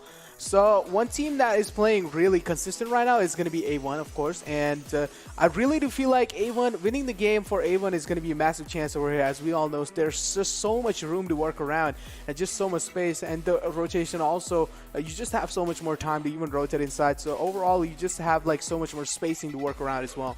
So now A1 is, of course, going to be with the one to actually, manage to secure those top 3 spots if they're just playing the way they're playing right now. And they will, of course, be able to, secure that top 3 spot going in for them. But, of course, a team like Blood Legion, if they're going to be, making some, hard routes for themselves, then they will, of course, be their demise. They will write their demise down in the books as well. They might go down in those early game situations. Blood Legion sort of went overboard over there. So many fights they were putting themselves inside, and they kind of forgot the fact that they have to get inside the zone, and it's a map of Sanhok. But this is not the map of Sanhok anymore. This is Miramar that we are finding ourselves in over here, as the flight path trajectory heading all the way from El Azhar towards El Pozo. Indeed, of course. Now, the plane flight path is, of course, decent, but now the teams that really want to make their way near Los Leones are going to be having a long route to go for themselves, but certainly it's not going to be impossible, of course. But, of course, the plane, the circle is the main impact which is going to be falling inside this game. Now, where is the circle going to be landing? That's the main eyes that we all have our eyes stick inside. Now, it's definitely going to be interesting to see which team is going to be going and contesting that Hacienda del Patron. Of course, it's going to be interesting to see. Now, it seems like it's going to be Blood Legion. Of course, they are just so aggressive overall. Even in those start phases, they're just not scared to contest those, high looted spots and high, overall aggressive spots. And Blood Legion is just showing that early aggression going in as well. But now it does seem like XCvS are heading towards Los Leones as well, and seems like Exentric is also going towards Impala, which is a pretty interesting choice coming in from here. But now, taking a look at the circle shift, it's going to be siding and favoring towards the team near El Pozo, and it's going to be IPGX. Well, quite an interesting circle, to be honest, the western one. Now, I would love to see something happening around maybe Montenuevo, or maybe towards the crater fields. So it's got those few mountain areas, it's got those few hilly slopes that teams can play around with. But right now, the players of Team Max, you can see them, they're off at La Cobreria. They're trying to get in, but at the same time, we've got AGT9, we've got ALK9 right beside each other. Any single moment, the fight might break out. But Blood Legion, they've got no fear. They've dropped off at Hacienda, and they're going to get done with the loot, and they might start, ramming their vehicles on towards the compounds where different squads are. But this is a map where they get enough room to fight, enough room to rotate. So this is the map there where they can really go bloodthirsty and can go after the squads. I mean, still a little bit of questionable, point you actually made there. I mean, of course, going bloodthirsty in a map like Miramar might get you caught off guard in those open grounds as well sometimes. And when you're trying to make these rotations onto the fights, that might be your, game over right there. But certainly, they might go bloodthirsty, as you were saying, if only they are in those close premises of that squad, of course. But overall, situations might turn out in anyone's favors, and only time can be telling how each and every single team is going to be playing it out. But of course, INES, if they keep on showing the consistent decent performance they are showing since those previous games as well. It's going to be, you know, interesting to see how INES are going to be panning things out in their favor. Yeah, considering, you know, what I just said earlier, it was pretty clear that, you know, those close range compounds is what they should be eyeing out for. And considering now they've dropped off at Hacienda, we've seen they've got that perfect semblance when they make that push. You know, Dominic from the far from the back lines, he provides that cover fire while Gyro gets the job done in terms of sheer aggression. But they kind of get, you know, the problem with Blood Legion has been, you know, in those sticky situations when they've been out of the circle, it kind of gets tough for them. But now, considering it's Miramar, yes, it's an open map, but it's a map with a lot of ridges to play around. But at the same time, you know, this is a team that knows how to use those smoke grenades to perfection. I've seen it in multiple fights, you know, every single time. When even one of their player gets knocked out, the first thing that Blood Legion does is build a good cover for them. So they pretty much sure know as to how to engage in Miramar, but it's all going to come down to how well they actually execute their strats. I mean, of course, the execution is going to be the main factor going inside Miramar, of course. And we all know how hard it is to actually execute those strats and put them on the board. But overall, it seems like Blood Legion this time are taking a little bit of passive routes. I mean, as it suits them, to be honest. He actually proned in midair. No, this is what you know, people usually do, because if you tend to jump, you kind of tend to lose out on HP. So it's fine. He'll be back up. Just falling on your belly, of course, is going to be providing the extra bit of sponge. See, you know, we can't question physics here anymore. You know, then a lot of things will be, you know, put under the radar. But yeah, so if you know, if you talk about IPG for ARC, so we've been we did have a talk about this particular squad. So this is a squad that did play well, but suddenly they're not really in the flow of things. But ERZxTRZ, I do not know what has happened to them. I do not know what is wrong with them. I mean, it's like watching a completely different roster of ERZxTRZ during the regional finals. Yeah, like there's just no team coordination going in, no like overall synergy fitting in, and just it does feel like the roster has been completely changed and there's just like new members. But of course, we are seeing the same people playing over here. And Mamba, one of the players that we really want to step up his gameplay up, because we have seen in those group stages, Mamba just absolute decimate squads after squads after squads. But certainly over here, Mamba is not really able to show his magic. But I'm pretty sure as the time passes by, maybe the realization will kick in those late game phases as well. But certainly, it should not kick in when it's too late and when they just don't have the time to actually contest those top 3 position away. But certainly, the competition is real close in those top leaderboards as well. Yeah, I mean, for still now, right now, as things are going, Blood Legion still do not really have to worry much. But it is, of course, INES and A1 1952 and KSX. And, of course, we cannot rule out the boys from Log 1. In the last game, XCvS kind of showed some you know, signs of revival, but not enough to really impact the top 8 positions that are being held by different teams over there. So, yeah. I mean, tomorrow, with the way things are going, I'm pretty sure it's going to pan down to the final game of Erangel that we have, which will decide the fate of all these players. And if Blood Legion manages to have something around a 50-point lead, by the end of the day, I might just be calling them the winners already. Indeed, we all will be calling them the winners already, because just the overall sheer pressure that will be released from that would just be, you know, absolute compelling thing. But now it seems like Max is one of the teams that is really struggling, and it seems like they are going to be realizing it and finally going to be making those early rotations inside the circle, as we see them absolutely cruising out in middle of the fields, on middle of the roads. I'm pretty sure they're probably listening to songs in the process as well. Yeah, I mean, Team Max, they're in for a hunt. They're men on mission, either like the Suicide Bomber squad, to be honest. They just go in. If they spot someone, if they take them down, fine, good. But if they don't, it's okay. It's okay. It's always next time. And, you know, the games are reducing, and no matter how they try right now, there is highly any chance that they can make a comeback into this one, as we do see Sanhok blowing down the vehicle of the players of XCVS, as a result of which they had to deal with a casualty. Indeed, but seems like Dominic is under heavy enough pressure already, taking a lot of damage. I don't really know, like, whenever actually Blood Legions get inside a fight, Dominic is always the first man getting spotted and just under a heavy amount of pressure as well and a heavy amount of fire. He's just the always first man who either gets knocked out or either just takes a heavy amount of beating in the process. But now certainly it's going to be the same history repeating itself. Log1 seemed to have scared off Blood Legions. Yeah, and that's like a rat has managed to scare off the tigers. At this point, even Blood Legions did, understand the fact that Dominic was way over his head over there. Trying to stay so much in the open, trying to be positioned alone, and he has had to pay the price as the knock comes in. Now, this is going to be so difficult, rather impossible, as Log1 are going to punish the boys from Blood Legion for such unwanted aggression. And this is where the fact about open fights really come in. But now, once you're in the open, you do not know until and unless you know where all the 4 players of a team are. It becomes very risky and dangerous to commit for the push.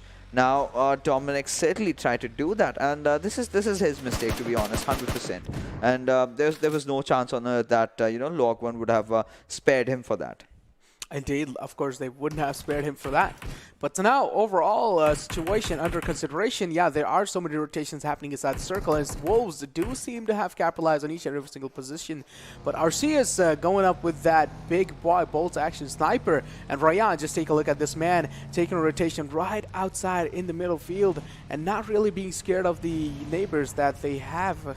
And certainly is going to be parking the vehicle out in the open, trying to contest those, high ground position is, of course, going to be the main factor going in. And Leo certainly is going to be the man in the back line. He's going to be scouting out the area for his team. And certainly each and every single one from Blood Legion are going to be making their way onto Leo as well. But now, ironic, seems like they also have to made a rotation inside the circle. And yeah, they are also going to be securing the high ground going inside as well. But now, one thing is going to be interesting to see is Ironic able to step their gameplay up this time. Are they going to be able to do something this time? Because they are certainly trying their best. They are trying to put themselves on the board, but certainly somewhere down the line, they are not really able to, successfully capitalize on their strats as well. But certainly seems like Gyros Miramar has, Murado has been stuck, and finally, yep, it's going to be getting unstuck. That's the fate of that particular vehicle, to be honest. And I will not be surprised. I've been in such situations before. I know how deadly or how miserable you start feeling. Once you're just cruising with your Murado, it gives you that, extra bit of a punch, extra bit of a power. But once you start taking it to the off-roads, it did not come with a safety manual. It did not come with an instruction manual telling me not to do it. I did it. And I got my car struck over there.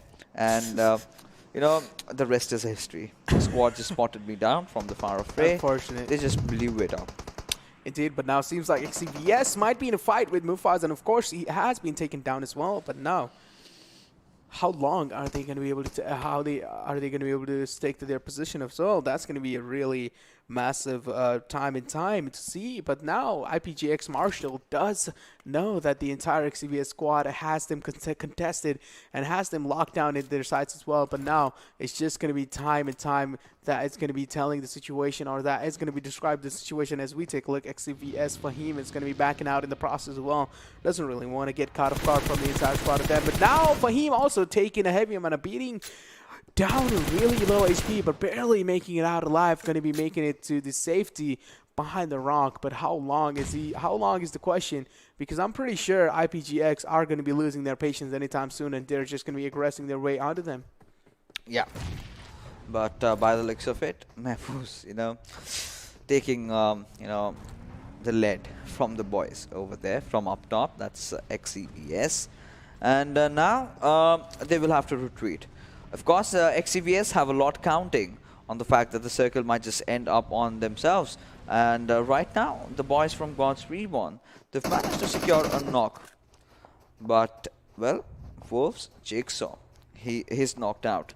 and he's been getting caught off guard in multiple occasions, which gives the boys of Team God's Reborn enough time and opportunity to really commit for that push. Indeed, but now it seems like a fight is erupting between ALxGR and even Wolves. Jigsaw does have that. It's going to be Asian throwing that nade in, but is Gentleman going to be safe from that? And certainly seems like that's going to be the case. And Asian has been capitalized and taken down from one. But now, how long are Wolves going to be in the fight? This is going to be the interesting factor to witness. And now it doesn't really seem like Wolves want to challenge the fight anymore. They are just going to be holding their ground. They do not really want to fight, and suddenly it seems like the rotations are coming through, and ALxGR are going to be capitalizing on Rafa's position. And now, do they know Arceus is in the nearby vicinity? Arceus doesn't really want to give any kind of sound and cues, and certainly the nade is going to be coming through, but nope. The nade is going to be giving his position away, and certainly now God's Reborn do know that Arceus is inside the staircase as well. He's going to be rolling the nades out. Is the nade going to be doing much? It's going to be interesting to see Arceus taking a heavy amount of fire, but the bullets are connecting it through, and of course God's Reborn are going to be coming out on top in the entire fight. And now Wolves are only down to 2 men. They are in a massive world of trouble as well, as Wolves Arceus has been completely contested and taken down by God's Reborn. And we can see in the far fray, Exentric Infinity also taking some heavy beating. And there you go, they've been eliminated as well. But have managed to take down 3 players. In fact, have secured 3 kills, which is a really good thing. But by the looks of it, KSX, they are starting to, you know, kind of get the rotation inside the circle. And it's a good time to reposition yourself, find a better spot. But look at the boys from XCVS right up top, the king of the hills, as we call them, dishing out so much damage, you know, taking squads after squads. In fact, the boys, any single player who just comes in that nearby area, they go down. Wasted. Indeed, but now take a look at the rotation from the middle field. Yeah, of course, taking shots on that card is not going to be making sense. And Saiyan Kaplan is finally realizing that and not going to be following that anymore. But ironic, I do feel like they have one of the strongest positions going inside the entire game as well. But certainly zone shift is going to be way far away from them. And that's not going to be favoring them anytime soon. As we take a look at XCVS also capitalizing on Ironic's position. Going to be firing a little bit of shots because just take a look at the entire position these guys have capitalized for themselves. They are literally on top of the hills. They are the king of the hills as well. But now, Ironic does know that they are getting contested from all the angles from XCVS. But certainly XCVS doesn't really seem like they are interested in fighting anymore because they are going to be favoring and respecting the zone as well, and they are going to be making those rotations inside the circle. The early rotations, we all know how crucial they are, and of course the early rotations are going to be securing your team those late game situations as well. And seems like that is going to be the case. And the KSX are just going to be rotating right below Ironic. Are they going to be firing the shots? Certainly doesn't really seem like that's going to be the case. And they are also going to be going for the rotation inside the circle. Yeah, they will have to rotate. But yeah, like this is what I was talking about, you know. It's a good thing that the circle did just go away from them in the 4th zone. Because had it been in the 5th or the 6th, it would have been such a tough time. But kind of have found the players of INES with their pants down, taking a lot of shots at them, but not really succeeding in connecting them. But elsewhere, we do see some fights happening around God's Reborn against Log 1. Even we have got the players of IPG4 ARC chiming in.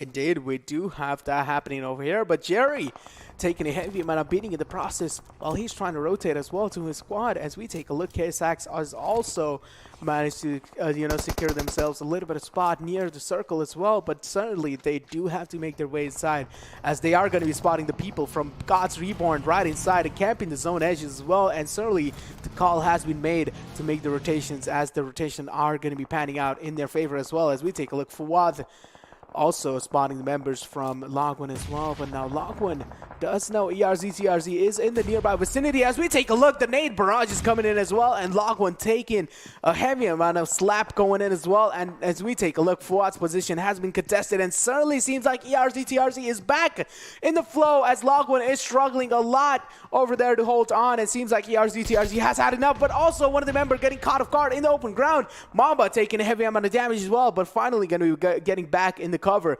As we take a look at ERZxTRZ STFU, In the process, does know Chiku is right next to him as well, but Chiku certainly not going to be giving his position away as Mamba does want to push in onto Chiku there. Mamba taking the staircase route, but now Chiku does have that entrance covered as well on his side, and it's going to be spotting Mamba with that aggression coming in from him, and Chiku certainly going down by Mamba. Beautiful spray coming in, beautiful realization and overall awareness coming in from Mamba there. Yeah, absolutely. And finally, signs where, you know, ERZxTRZ are showing up that, yes, we are not forgotten. We cannot be undermined as Block1 again take a very early exit over there. But still, with the cost of 2 of the players, that's going to hurt. But at the same time, you know, moving on forward, we've got IPG4R having spotted those players right from the high ground position that he is in, as Insane has been taken down, and so does Heaven fall down over here. But right now, Stranger, he is trying to secure that beautiful kill confirmed onto its Dragon. Of course, trying to save those essential bullets, as any single moment, you know, the mayhem is going to start, and we're going to witness the chaos throughout the lobby. As we take a look over here, it seems like Sanhok is going to be wiping out the entire squad of XCvs, and Sanhok is just an absolute beast, as KSX just proves that they are just way better inside the lobby as well. And of course, it's going to be XCvs in the process getting eliminated. Unfortunate turn of events for coming up for them. As we take a look, another elimination is going to be following it up in the process. It's going to be Wolves Black Diamond now. There are so many squads in the nearby vicinity. As we take a look, Beeman also going down in the process. Now it's all down to Sincere. How long is he going to be able to hold off Yashiro behind that little bit of smoke cloud going in? But Yashiro is certainly one of the really good members that SLXGR has to offer, and certainly seems like Sadman is going to be taking a heavy amount of damage outside the zone and going to be popping that first aid. But how long is that first aid going to be dealing the health onto him? As we take a look, also so many damage are going in inside the zone as well. There are so many bullets being fired, but not certainly much enough though. As we take a look, there are so many people still outside the circle as well. They are trying their best to actually take the rotation inside. They are trying their best to, you know, overall get the riches in their favor as well. As we take a look, Sincere also has been capitalized by Yashiro, and this is exactly what I was talking about. He is not going to be able to hold himself outside of the spot as well. Now taking a look at the entire situation that ERZxTRZ has put himself into. Another elimination going in. It's going to be Infernal, Parasite, GX, and now ERZxTRZ certainly seems like they have woken up. Yeah, they certainly seem like they have, but maybe it's just too late right now. 4 kills secured for this team, and I'm not going to call it as they've made that comeback up until they secure the chicken dinner. But right now, Sigby spotting out the players of Max and peppering down those bullets onto its Casper, trying to, you know, just blast off his vehicle. But Ironclad getting knocked up from above by Stranger, who... Indeed, he was not going to be making any mistakes. As we take a look at Blood Legion also in nearby, but Max this time certainly proving their grounds, and they are able to stay in for a long time in those late game circle. But now INES also one of the squad that each and every single squad in those late game situations need to watch out from. And as I'm talking about, Max getting eliminated as well, an unfortunate turn of events coming up for them as well. But now INES is also one of the people, or also one of the squads that is alive in those late game situations. So I'm pretty sure as the circle is going to be shrinking down to the maximum or the minimum size, the fights are going to be happening way too much, and the mayhem is going to be caused anytime soon. But now over there, Stranger barely surviving from IPG4R, barely going to be making himself safe inside the circle as well. But now it seems like Gyro and Ryan are going to be trying their best to actually contest down to members of INES. As we take a look, Gajor and his teammate has also went down. Now it's only down to that one last man standing. It's going to be Salu, but is he going to be able to get the res onto him? That's going to be a massive question coming in, a massive question erupting inside our minds. As we take a look, ERZxTRZ does have that safe compounds going up for themselves, but now holding on to my words for a moment, a main man Gyro has went down from the backlines. It's going to be Yashiro putting in work. Yeah, I mean, it all comes down to the high ground advantage that you know, God's Reborn really have, on which they're really working around. But Leo and Ryan still putting up the fight over here. They've managed to secure 3 kills for their team. Now Leo not really giving up, going up with that grenade being lobbed into thin air. But look at Yashiro. He spots all that movement around. And Ryan, if he does not see Yashiro coming right out in the open, he's going to be in a whole world of trouble. But no, Ryan makes no mistake, as he will be taking him down. And down go God's Reborn with him. Indeed, of course, Blood Legions, we know they do not make any of those rookie mistakes going inside this as well. But now, ironic, certainly seems like they are going to be using those smokes to provide them a little bit of cover. As we take a look at Sketch, just making an early rotation inside over there. He's not scared of anyone. But now Leo certainly going to be challenging the fight between them. The nades are going to be rolling it through any second. The beautiful cook nade. And it seems like he is going to be realizing onto that Sixfly, making that massive aggressive push coming in. And now Sixfly just going to be proning right next to Leo. But is Leo going to be realizing that? Of course, Leo has been compromised by Sixfly. A massive mistake coming in from Leo as well. As we were talking about making those rookie mistakes, this is what I'm talking about. Not really able to capitalize on those footsteps. Leo making a massive mistakes. As we take a look at Stranger just proning in the open ground. And just going to be a bush. I mean, at that moment, he should not have really cooked that grenade because that really gave away the sound over there to Sixfly. And he's a player. He's going to capitalize. He's going to punish you for that. But at the same time, you know, Ryan, he was in a different fight. So you could see that the comms were not really perfect coming in from the players of Blood Legion. But right now, Satan69, he's got his eyes onto Vetsalu and has managed to secure that knock. Will of course want to convert it into a kill, but you can see him getting into cover in the right nick of time. But Stranger, he's one with the nature right now. And one good grin, I think might take down maybe New. And well, Mamba too much in the open, finally being taken down.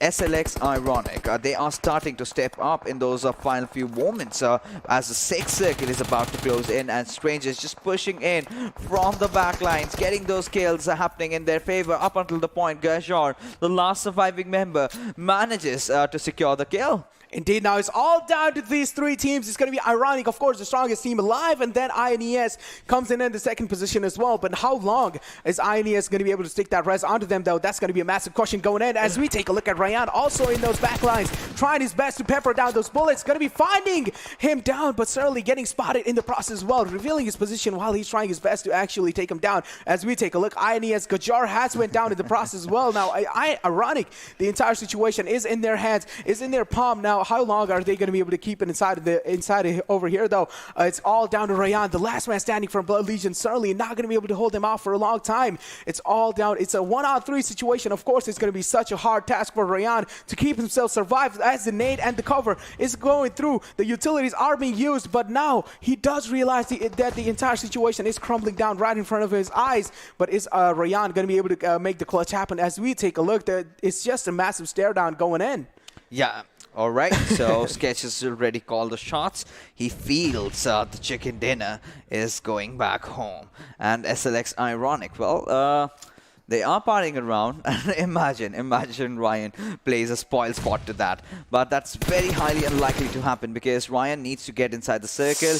And considering the fact that the zone is already moving, it's going to be really, really difficult. And indeed, seems like Ryan has given up on his life and certainly going to be dancing as well. And has committed a suicide as well. And now, the winner chicken dinner is going to be Ironic. Certainly going to be taking the chicken dinner ironically in their hands.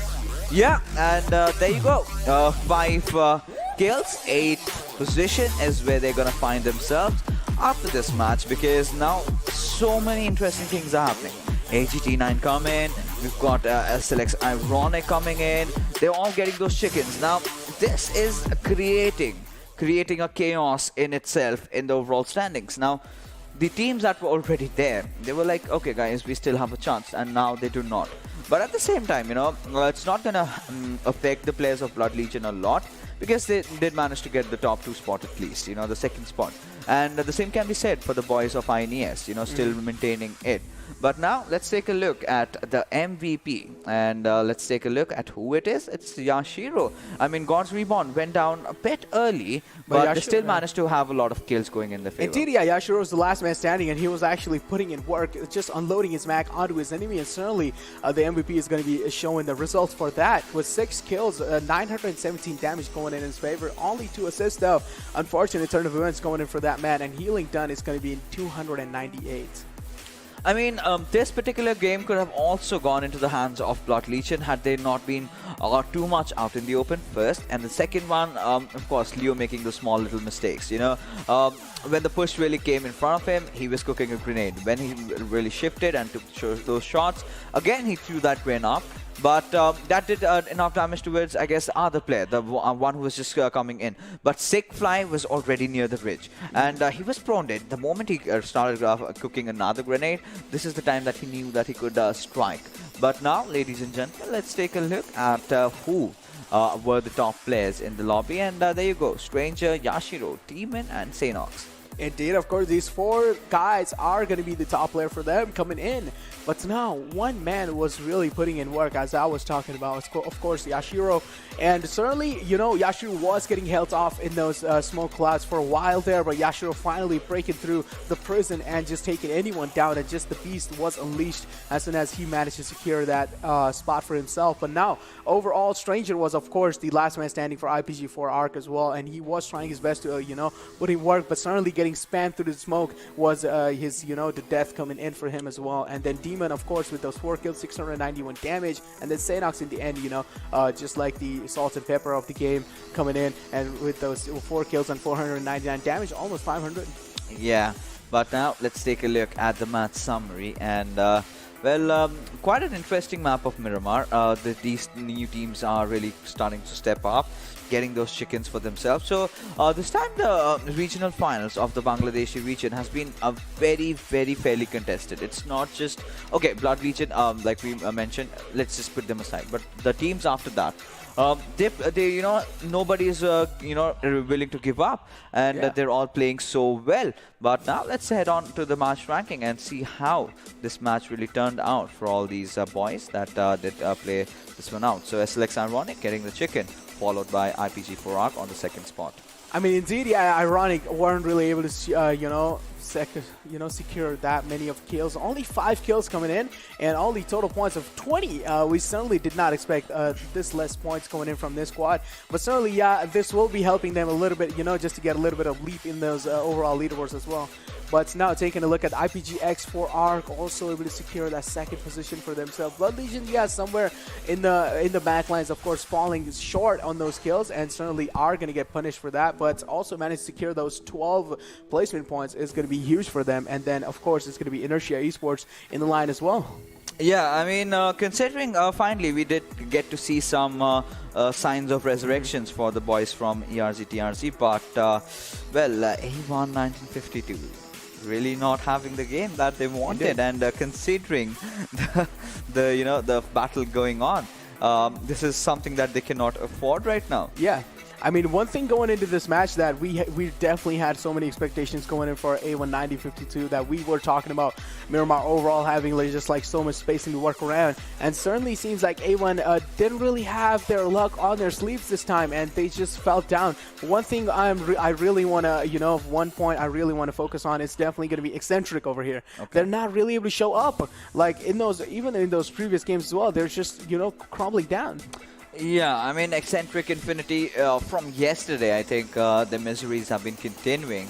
And let's take a look at the Oppo moments and see for ourselves how this the map really turned around. So Log 1 really doing so much damage to the players of Blood Legion. Now I think with that performance, I mean, that was not really bad coming out from Blood Legion, but it's certainly those moments where you would want that you even perform better. Try to, you know, create some history over there. Try to, you know, hit that 300 mark. But it's alright as long as you're on the top, we're not complaining. But a lot of mistakes were made from the other teams as well. There you see, Yashiro, he was so much feeling himself with those 6 kills. And this is where he was trying to cook the grain, and he could not really hear XCxFly really making that push right on his face. And as a result, he was punished. Indeed, he was punished, and of course, a team like Ironic is not going to be letting him go out in the open like that. But now, certainly over here, Ryan was just like, okay, I'm going to give up. I'm done. I know I'm not able to do anything against a 1v3 situation, and then Ryan just decided to, you know, completely commit suicide. And as a result of which, you know, now ALxIRonic really felt themselves and finally found a chicken and a good spot in the overall standings. But right now, let's take a look at the damage graph. And whoa, God's Reborn. Damn. All I can say is, damn, like, just overall, the damage they have shown over here is just absolutely insane. And then, of course, it's going to be SLX Ironic on the top, but the damage numbers are not really good over here, as we just saw them securing only 5 kills with the chicken dinner. Of course, the things weren't really panning out well for them. And, the other teams, this is a map where you can get really big damage numbers, because you tend to have those mid-range engagements all the time. You get those knocks, the enemy gets back up, and the process continues. So now I'm not really surprised to see so many skyscrapers over here.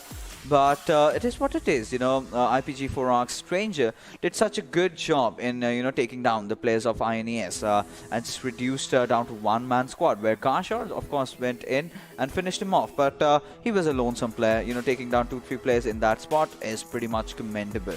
Yep. But Exentric Infinity having those 3 kills and taking that early exit, that's sort of not acceptable, because it's going to push them below so much in the overall standings as we're talking about it. Let's take a look at how things have changed, as KXAX have finally managed to clinch back their head spot yet It's again. just a back and forth situation going on between A1 and A1 Esports 1952, and then of course KXAX over there. They are just waiting for each and every single, each other to make any kind of small mistakes, so then they can just get their spot back up. But certainly the previous game was a really massive, letdown for A1 1952. But now there is one more game lined up in the way as well. So now it's going to be interesting to see how they are going to be playing it out. But overall, as you were talking about, Exentric not really able to show up. They still do have those 107 points going up for themselves in the process. But now, how long are those points going to be favoring them? That's going to be an interesting thing to see. But overall, now XCVS also was trying their best to survive in those late game situations. Yeah, their positioning was really good up till those mid games, where they had a really high ground going up for them as well. But certainly, it didn't really pan out for them. I mean, look at how many chicken dinners all these teams have been taking. Every single team getting their hands on one, even up down towards IPGX, where they also have gotten one for themselves. But INE is still in pursuit for their chicken. But regardless, this has been so evenly contested for all the matches that we are really witnessing. But right now, ladies and gentlemen, we will be going for a short little break, because coming right back is the final map of Erangel.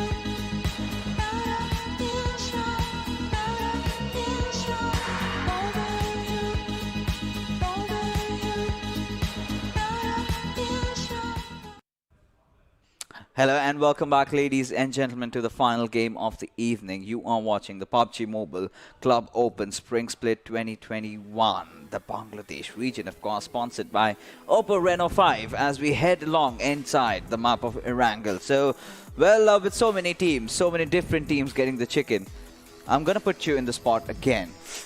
A name. Why do you do this? Because I'm the host. Well, I mean, to be honest, now one team that I really want to succeed, want to see succeeding over here is definitely going to be Wolves. But I'm not going to go with Wolves. I'm going to go with Blood Legions. I'm going to go with Blood Legions because it's we have seen them all the time just absolutely dominate in those in this last map, and this is the last map. It's going to be Erangel.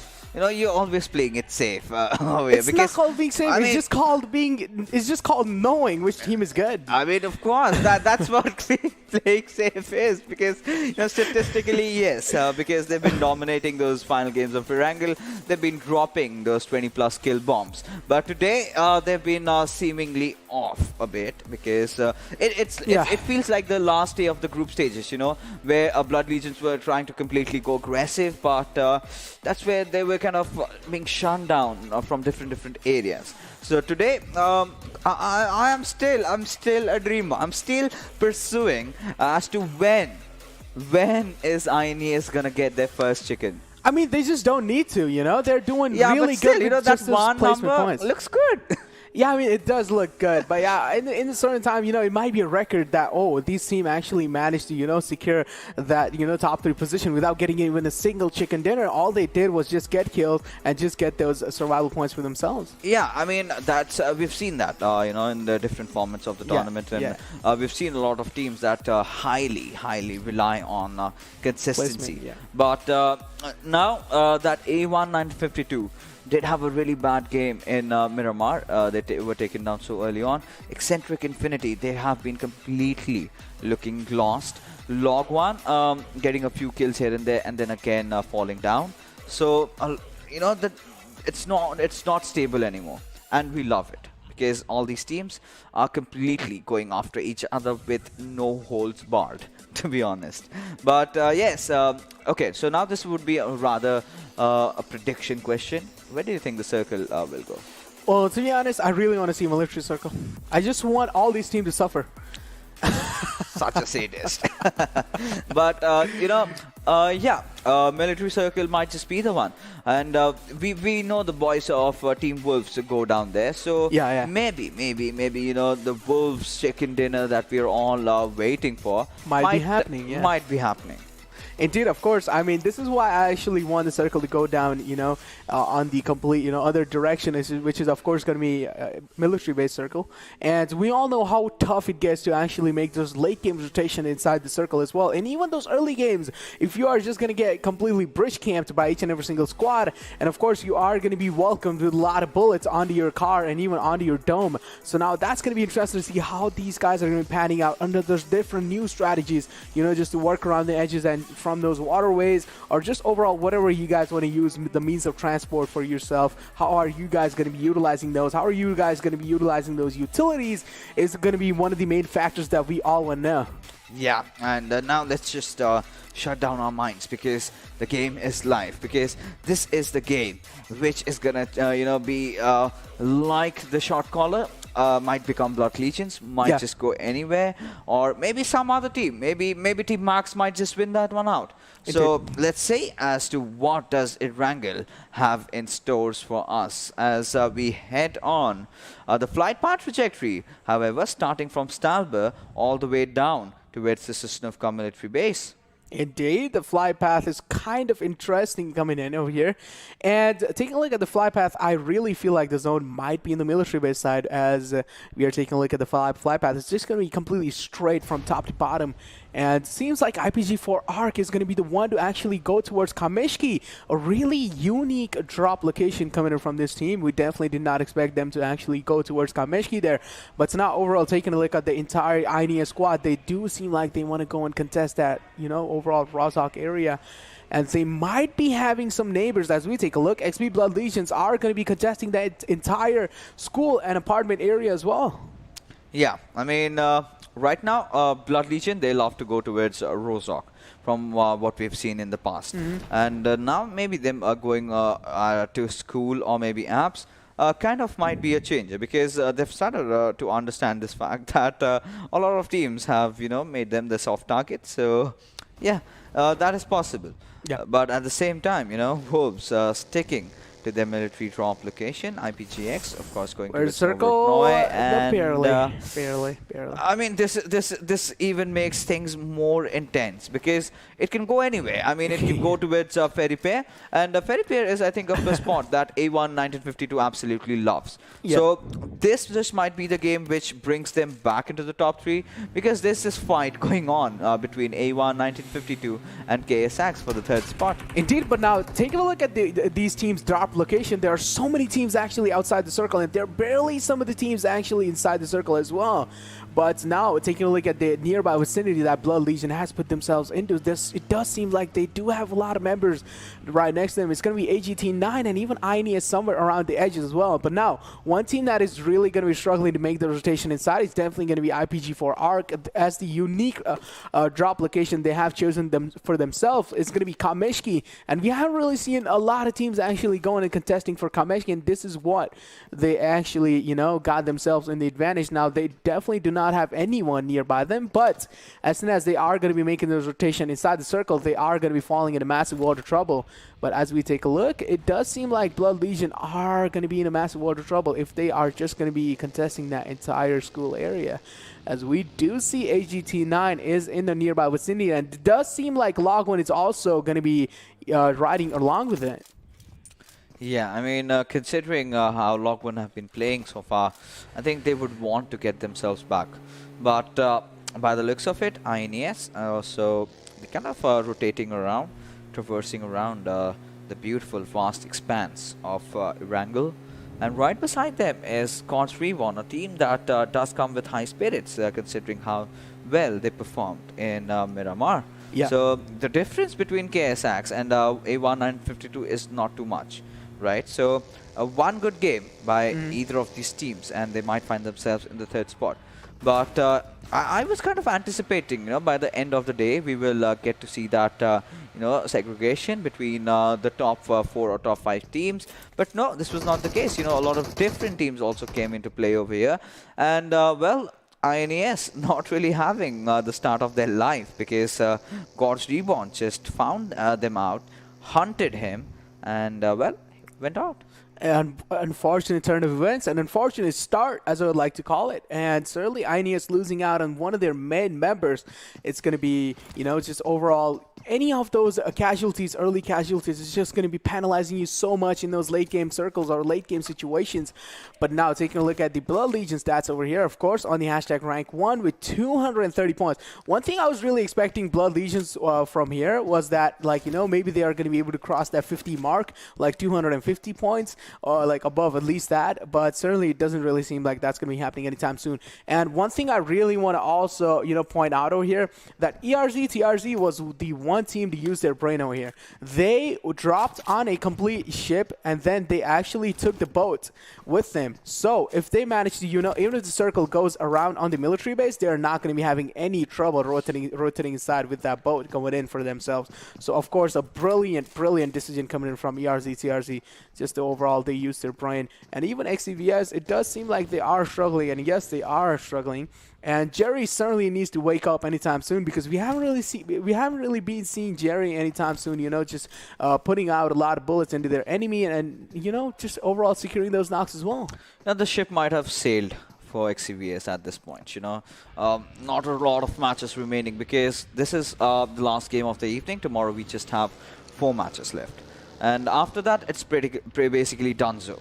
Yeah. But now, the way XCVS, they have enough matches, they had enough matches to make their comeback in, but they did not really capitalize on it. But considering how the circle is in this particular map, so I really think this circle might just be in that junction, just above the, in fact, towards the lighthouse area near the Millie Bridge. So that might be a contesting spot, or maybe the gas station. We haven't really seen those fights erupting quite so often these days around. Indeed, we haven't really been seeing that happening anytime soon. But now, one team that I have my really eyes frozen on is going to be Exentric, of course. And because this team is just struggling so much, and we all know that Exentric has it in them, Exentric can actually make it on the top 3 as well, as especially packing players like C1 and much more. It's just going to be, you know, making things easier for your team as well. But certainly Exentric is actually struggling a lot much more this time, and we really do want Exentric to step their gameplay up. And one team is also showing that, you know, consistent performance is definitely going to be ALxK9. They are actually managing to secure those placement points for themselves. But yeah, certainly sometimes, you know, in those wavy lines, they are actually getting caught off guard. But as we take a look, there's a fight erupting. It's going to be between IPGX and Sincere. Barely has been caught off guard in the open ground as well. But now Sincere finally getting knocked down, and it's going to be Rafi to completely take down Sincere. Yeah, absolutely. Now, Team Wolves are finally, you know, mentioning their domination over here. This is their territory. The pack does not want to let anyone else have control over it. So now they've kind of realized, you know, it's the circle might just go towards the western side or something. But all right, so they've got a completely different approach. Something really new coming within them. Are they going to drive the car inside the water? But either ways, we've got Sanhok take down Agent. I mean, the boys from Wolves were certainly looking lost, and so are the boys of IPGX, who eventually started their journey in Novorepnoi and find themselves in the verge of elimination. Indeed, Arceus from the back line just putting so much work in. As we take a look, IPGX are in massive water trouble. So many people are getting caught off guard as we take a look at Jigsaw just unloading his mags onto them.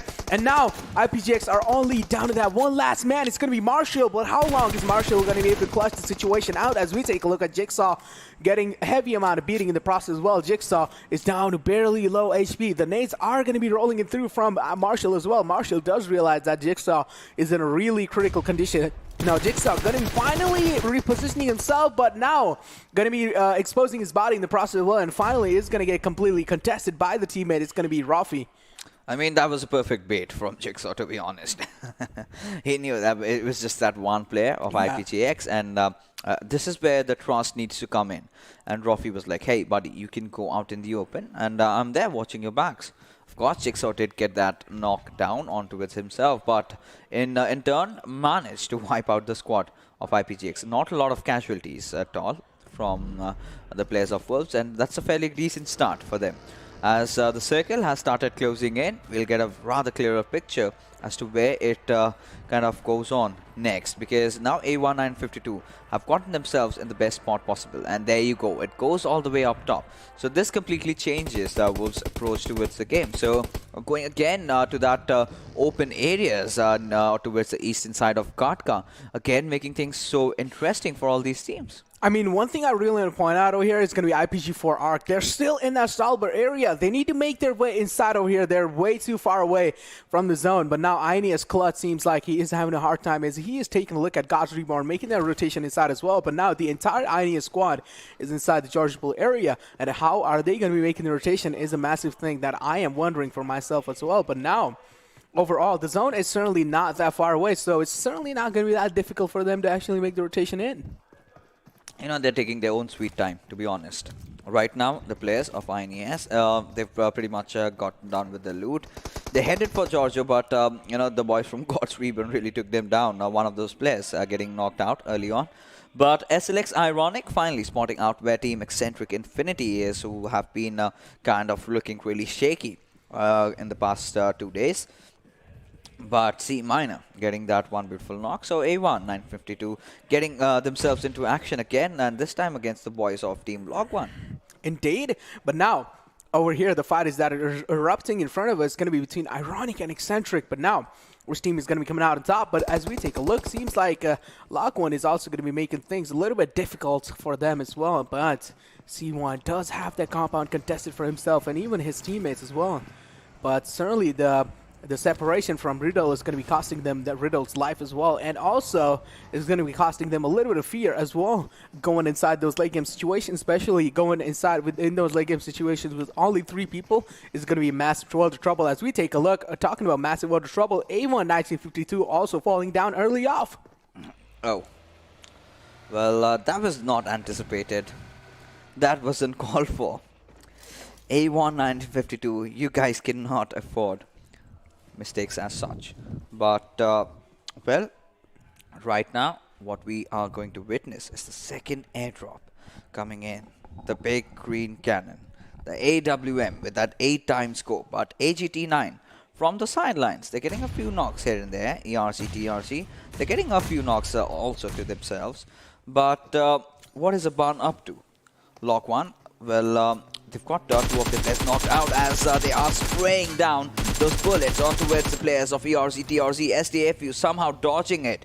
But right now, Log 1, they've got to get those covers going in as we see Kraken, another new player coming into the fray, as SDFU has positioned themselves in a pretty interesting spot. And so many teams are going after each other in the very early game of Erangel, making things so spicy. Indeed, but now God's Reborn certainly are in a massive amount of trouble as they did, had one of their members down to such a low HP, and finally he's going to be healing himself up. But now AGT9 does realize that they are getting completely surrounded from God's Reborn, but how long are they going to be able to survive this entire situation out as the seamless and fearless aggression is coming in from God's Reborn as well, and certainly they do seem like they're going to be contesting the compound as well. But now Sadman is going to be in a really unfortunate turn of events over here, barely surviving and barely not going to be able to give any of his sound cues. As we take a look, the pot has went down in the process as well, but now Dragon does spot a lot of members from God's Reborn, going to be firing a little bit of shots, but certainly not going to be able to catch anyone off guard. As we take a look, Dragon also taking so much damage in the process as well, but now Dragon finally going to be finding a little bit of cover for himself. But now, certainly getting capitalized from all across the angles. It's going to be God's Reborn who is going to be making things so much difficult for them. As we take a look, Dragon also crumbling down on his knees. Insane, taking so much damage. And finally, AGT9 has been eliminated in the process as well. But now, how long are, overall, the God's Reborn squad going to be able to hold that compound off? It's still going to be interesting to see, because as we are taking a look, Blood Legion does realize that this is their opportunity to actually third-party the fight. But no, it seems like they are just going to be making the rotation to the other side of the map. Yeah, absolutely. And, this is a team that loves to, join the party. And right now, let's see. Blood Legion's Ryan. He's just reversing around with his buggy, trying to spot out someone outside of his compound, or maybe someone in a position where they should not be. And now, God's Reborn. So this is the team that is right in front of them. And I believe Blood Legion do have a slight idea as to where they are. So Ryan will try to take control maybe over towards the Wizard Tower. But at the same time, Dominic, alright, he knows ERZxTRZ is around over here. And they're trying to rotate. They're being hammered. They're being hammered with M16.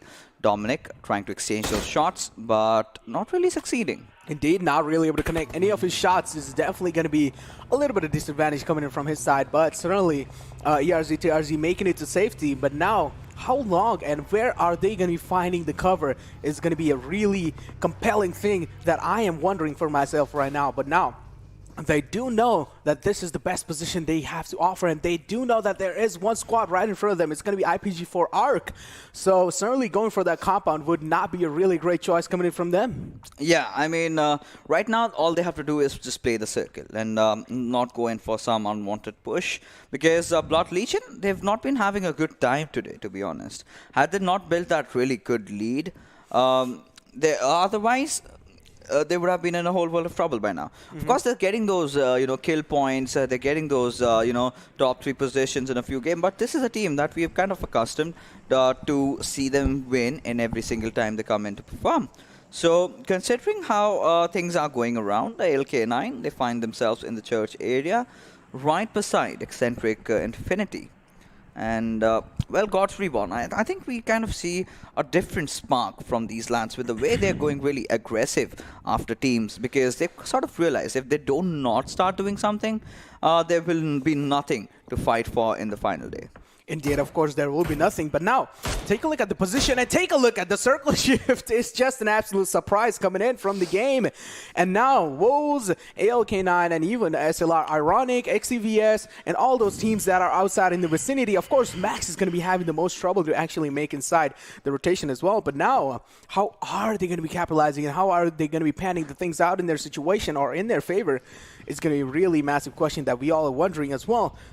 And seems like Max is just going to be charging in through from the between, and there might be a fight erupting between XCvsJerry and even Max, because they might just ram their vehicle into each other. As we take a look at the airdrop 3, it's going to be the AWM. Yeah, but let's see if any team does have the intention of taking it. No, but it's in the open field. Yeah, open field. It has some few ridges, but I don't think anyone would want to take such chances over there. As ALxK9 hammering down those shots with their DP28, but not really connecting but the players of Max. And this is where, had he been on his DP, he could have had secured a knock or two for himself. But provided the fact that the players of Max have just rammed in onto the rocks and they've kind of built that smoke cover for themselves, and they're trying to reposition. I'm kind of getting worried about them, because do they even know that Team Exentric Infinity is right beside them? I mean, it's probably that they don't really know about the situation over there, but certainly it's going to be interesting to see how they're going to be trying to pan out things in their favor as well. But now, ALxK9 does have a little bit of members knocked out in the process as well, but certainly it's going to be a really tough time going up for inside this fight. As we take a look, the utility usage is going to be coming in through as well. ALxK9 are in a heavy barrage as we take a look at the beautiful nade placement coming in from Jerry. That's going to be dealing so much damage, but certainly the second nade is not going to be able to connect onto anyone, as ALxK9 does realize where the nades are coming in from. And certainly those positioning is going to be helping them a lot much more. And Jerry certainly does want to take the entire squad of ALxK9 down, but certainly it's not going to be that easy. It certainly is not. But right now, so much smoke cover is being deployed over here. And Leo, in fact, this time with the M24, he speaks and takes down one of the players of Team Wolves. But Jerry is trying. He's trying to find some good angle. And XCVS, they managed to secure one knock, and yes, that's a beautiful one.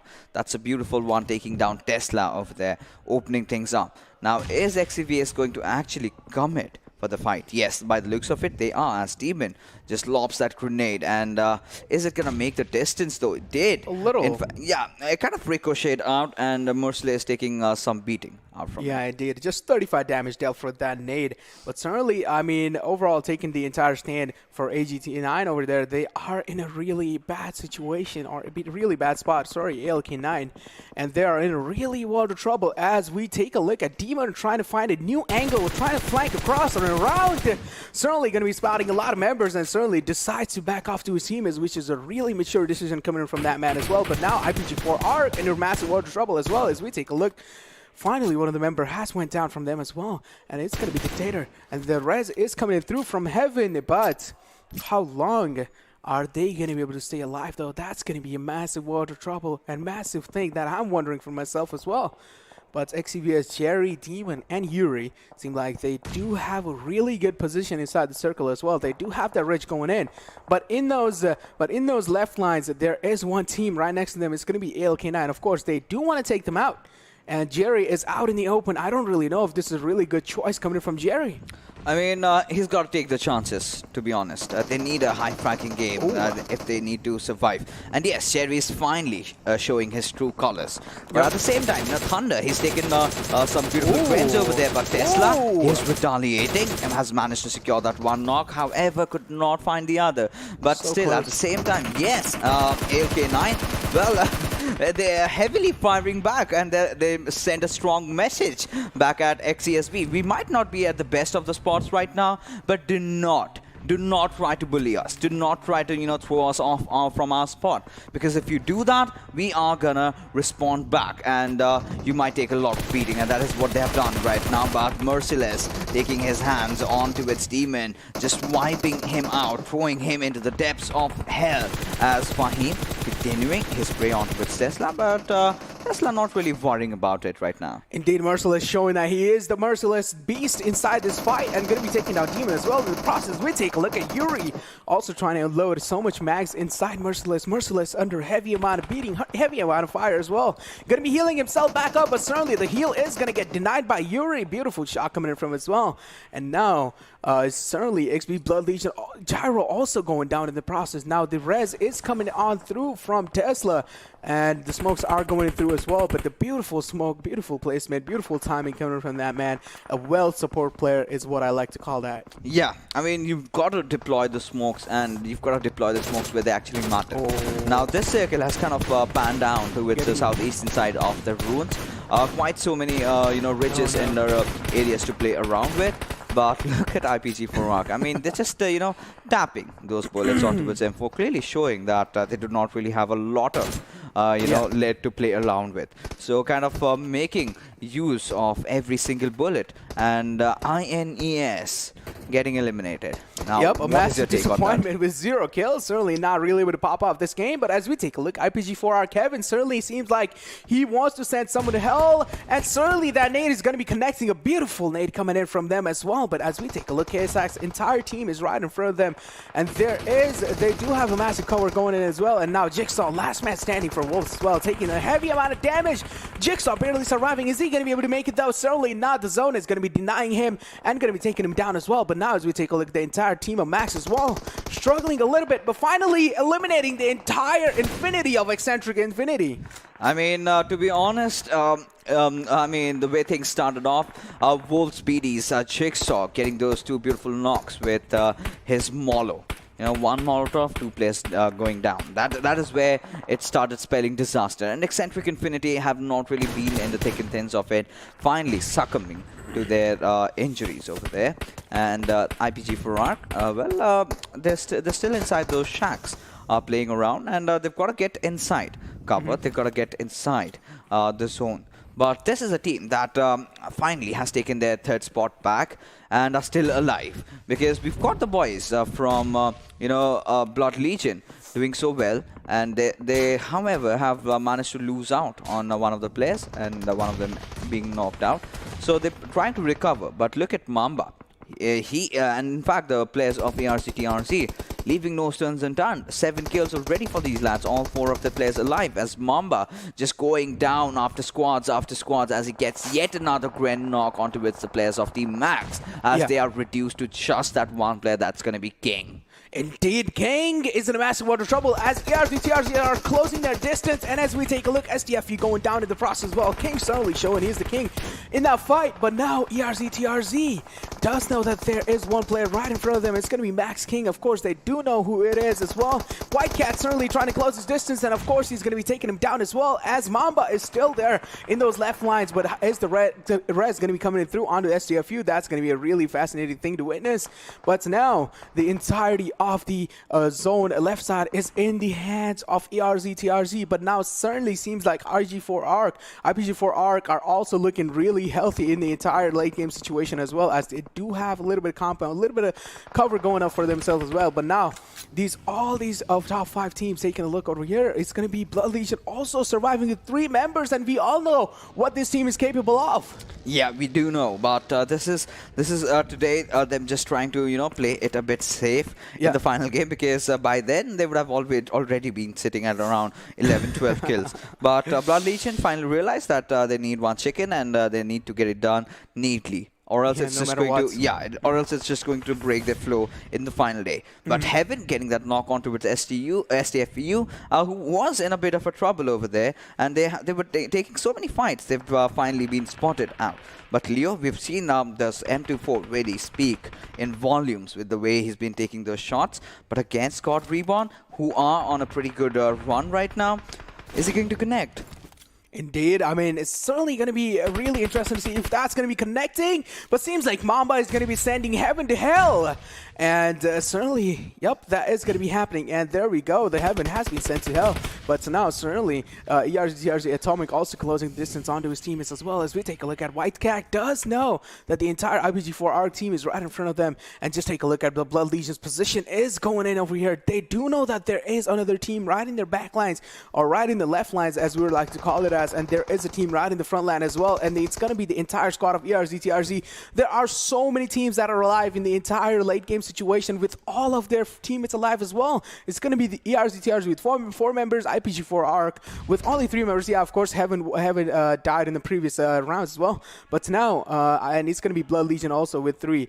And even God's Reborn with 3, of course. How can I forget that? But overall, it's going to be a really interesting situation, as we do know that ERZxTRZ does have that man advantage going in here. And is this going to be a chicken dinner for them, though? I mean, it's going to be really difficult to say and difficult to call it out because ERZxTRZ have not been able to take that map control, which they should have, because now the players from Blood Legion have already loomed in that area. Now, Gyro and Leo, they've got all the attention fixed onto its players. Of course, Reborn, everyone just beside each other. Those unfriendly squams just roaming around in the lands. But Koa taking some damage, but not a lot to get that knock on. Leo, as he cooks one more, this is where 1v4 can really actually start striking. Indeed, the massive chance of 1v4 might be happening anytime soon, but as we take a look at 1x4 and even Leo, they are closing the distance between themselves as Leo is shifting himself a little bit, and finally 1v4 is going to be finding Leo down, and this finish is going to be coming in through as well. Now Blood Legions are only down to 2 men as Gods Reborn showing that they are the actual gods, but the utilities are coming in from Gyro as well. Gyro gets spotted while he tried to throw the utilities, and that's going to be giving his position away as we take a look at Ryan capitalizing onto his position. SGFU has also been taken down. The finish is going to be rolling it through instantly as we take a look at Ryan also trying his best to, you know, close inside the circle, but the smokes are coming in through as the res is certainly not going to be able to be possible over there. But Yashiro is in the backlines of Ryan, but Ryan is just taking so much damage from those utilities as well, and Ryan certainly making inside save the circle, but the first aid and meds are going to be coming in through. But as we take a look, it's going to be Atomic just to close things out for Blood Legions. Yeah, finally ERZxTRZ looking like they want to get this chicken dinner. They're looking hungry. They're getting those scales, wiping out the existence of Blood Legion. But Blood Legion, again, a fairly decent positioning in terms of their placements. 4 spots with 4 kills, that's pretty good. But at the same time, Yashiro is just hammering down all those bullets onto its Stranger, who has apparently been spotted. And, well, Stranger will be the one, in fact, taking down Gentleman before getting knocked down by Koa. And 1v4, he was the one who started the fight against Blood Legion. And now they are also looking for a chicken. But too much noise being made in the server right now. Certainly something that Gods Reborn cannot afford, because it's the boys of ERZxTRZ who might just capitalize. And as we speak of, a beautiful, beautiful grenade coming out from Whitecat, knocking down 2 of their players. Indeed, a beautiful nade coming in from Whitecat as well. But as we take a look, Koa barely surviving from his team as well. But now Yashiro is in the backlines to provide him the extra bit of cover. But now IPG4 Dictator also alive. He is proning, he is snaking around. He doesn't really want to give his position away that easily. As we take a look at Koa also revealing his position in the fact that he actually wants to finish the kill as well. But now Koa certainly is on a rampage with those 5 kills coming in from his side. But now just take a look at Yashiro. He's closing his distance onto the entire squad of ERZxTRZ, but certainly does he realize that Atomic is right in front of them.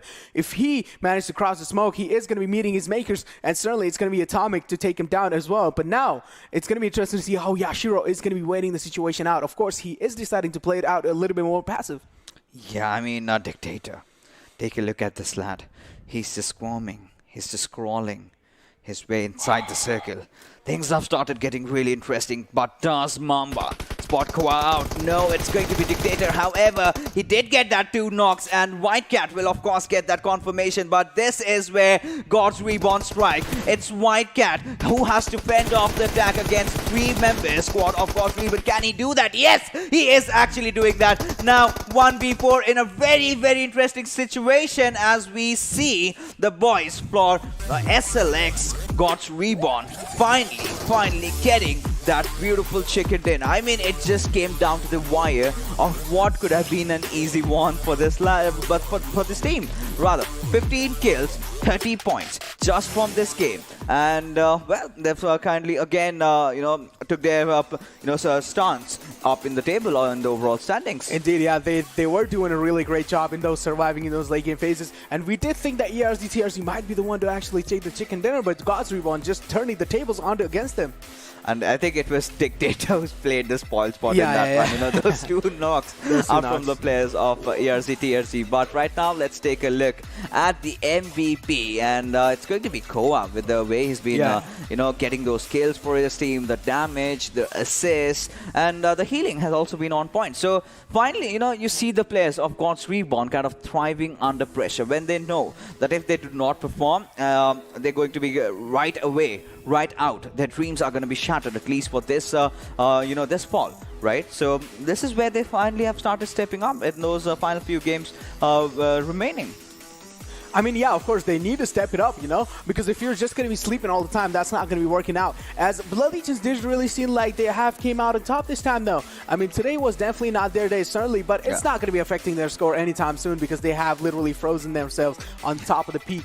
Yeah, and getting those, top positions. And right now, let's take a look at the top players that we have. Koa, Mamba, Whitecat, and 1v4. So kind of a culmination between ERZ and ALxK9 Reborn, right? So talking about all these teams and all these players over here, Blood Legion, well, they've not been getting those chickens, they've not been getting those high kill games, but in terms of positioning, they were certainly over there every single time. Despite a few bad games, I think they've done fairly well in terms of their position points that they had collected.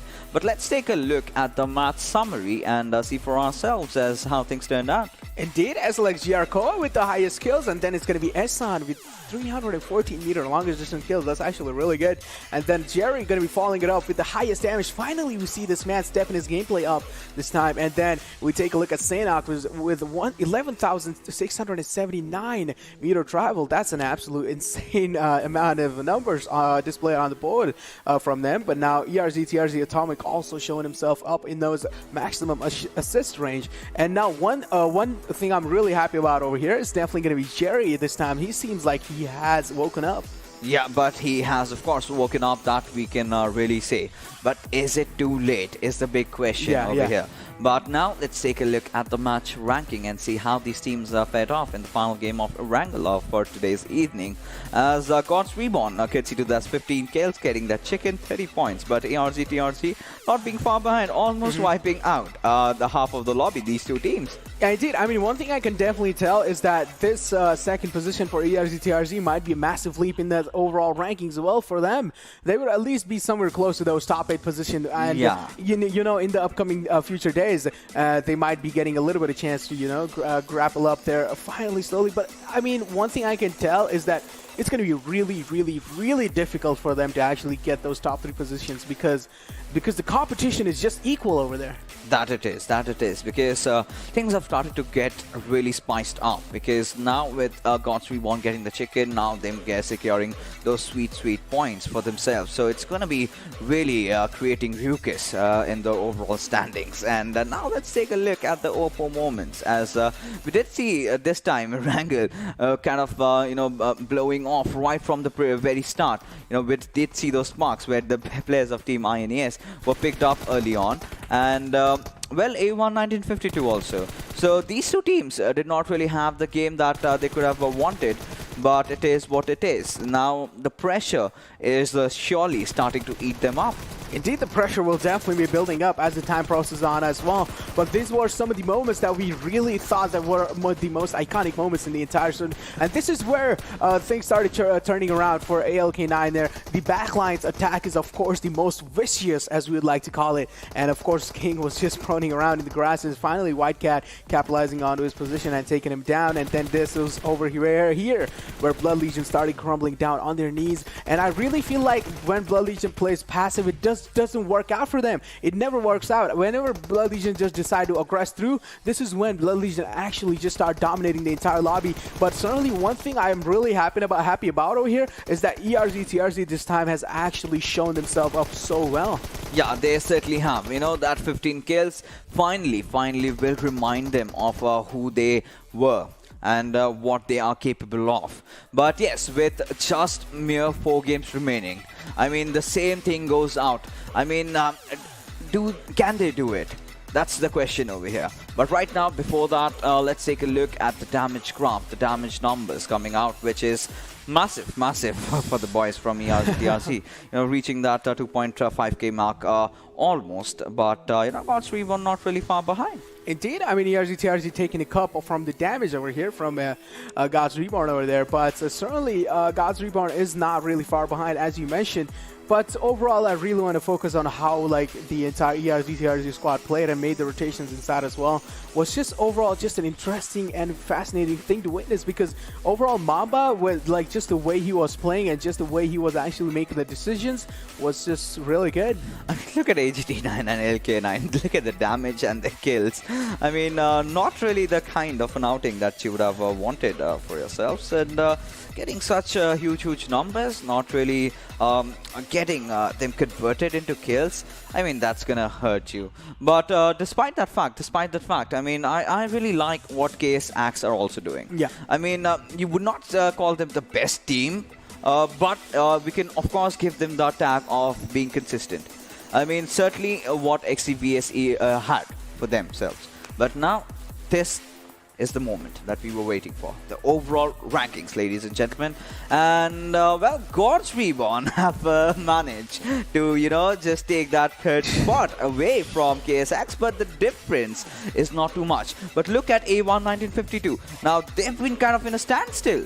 Yeah, indeed. I was telling you one thing over here, that ERZxTRZ is going to be making to the top 8, and certainly they have proven it right, and I'm really proud of ERZxTRZ for doing that. But now, as you were talking about, now God's Reborn just completely stealing that top 3 position as well from all these teams, which was ALxK and A1 Esports. The competition was going on back and forth, but certainly it seems like now they will have to put in way much more work to actually take down God's Reborn from their spot. You know, with Blood Legion having that massive lead going in for themselves, 72 points. I mean, that's preposterous.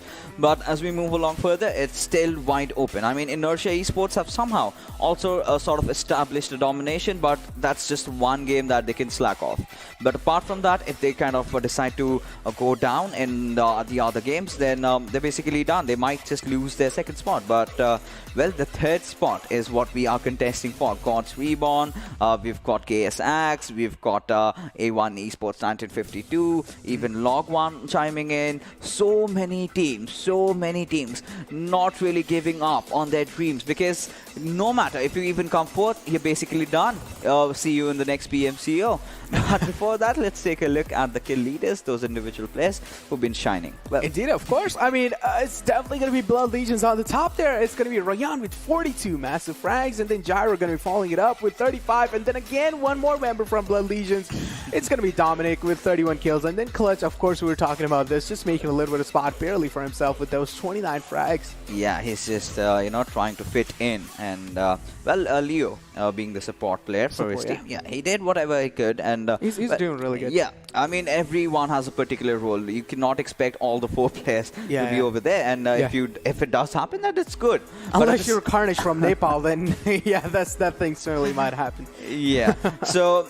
Yeah, I mean, Carnage is in a whole different level altogether, you know, trying to figure out how to play around, get those positions. But, you know, we're talking about the Bangladeshi team right now. The storylines, the things have started to get really intense. And I was really wishing that, you know, this thing comes down to the last match. And by the looks of it, by the differences that we have, I believe it's going to end in the last game of Erangel tomorrow, the decider. And we still have not made our shots yet. We know for sure that Blood Legion will be qualifying for the Pro League. But with that being said, ladies and gentlemen, we are finally come to the close of our show, as we're done with all our games for today's evening. We will be meeting you tomorrow with the final day of the PMCO. So don't forget to tune in, and we'll be taking your leave for tonight. Goodbye. Take care.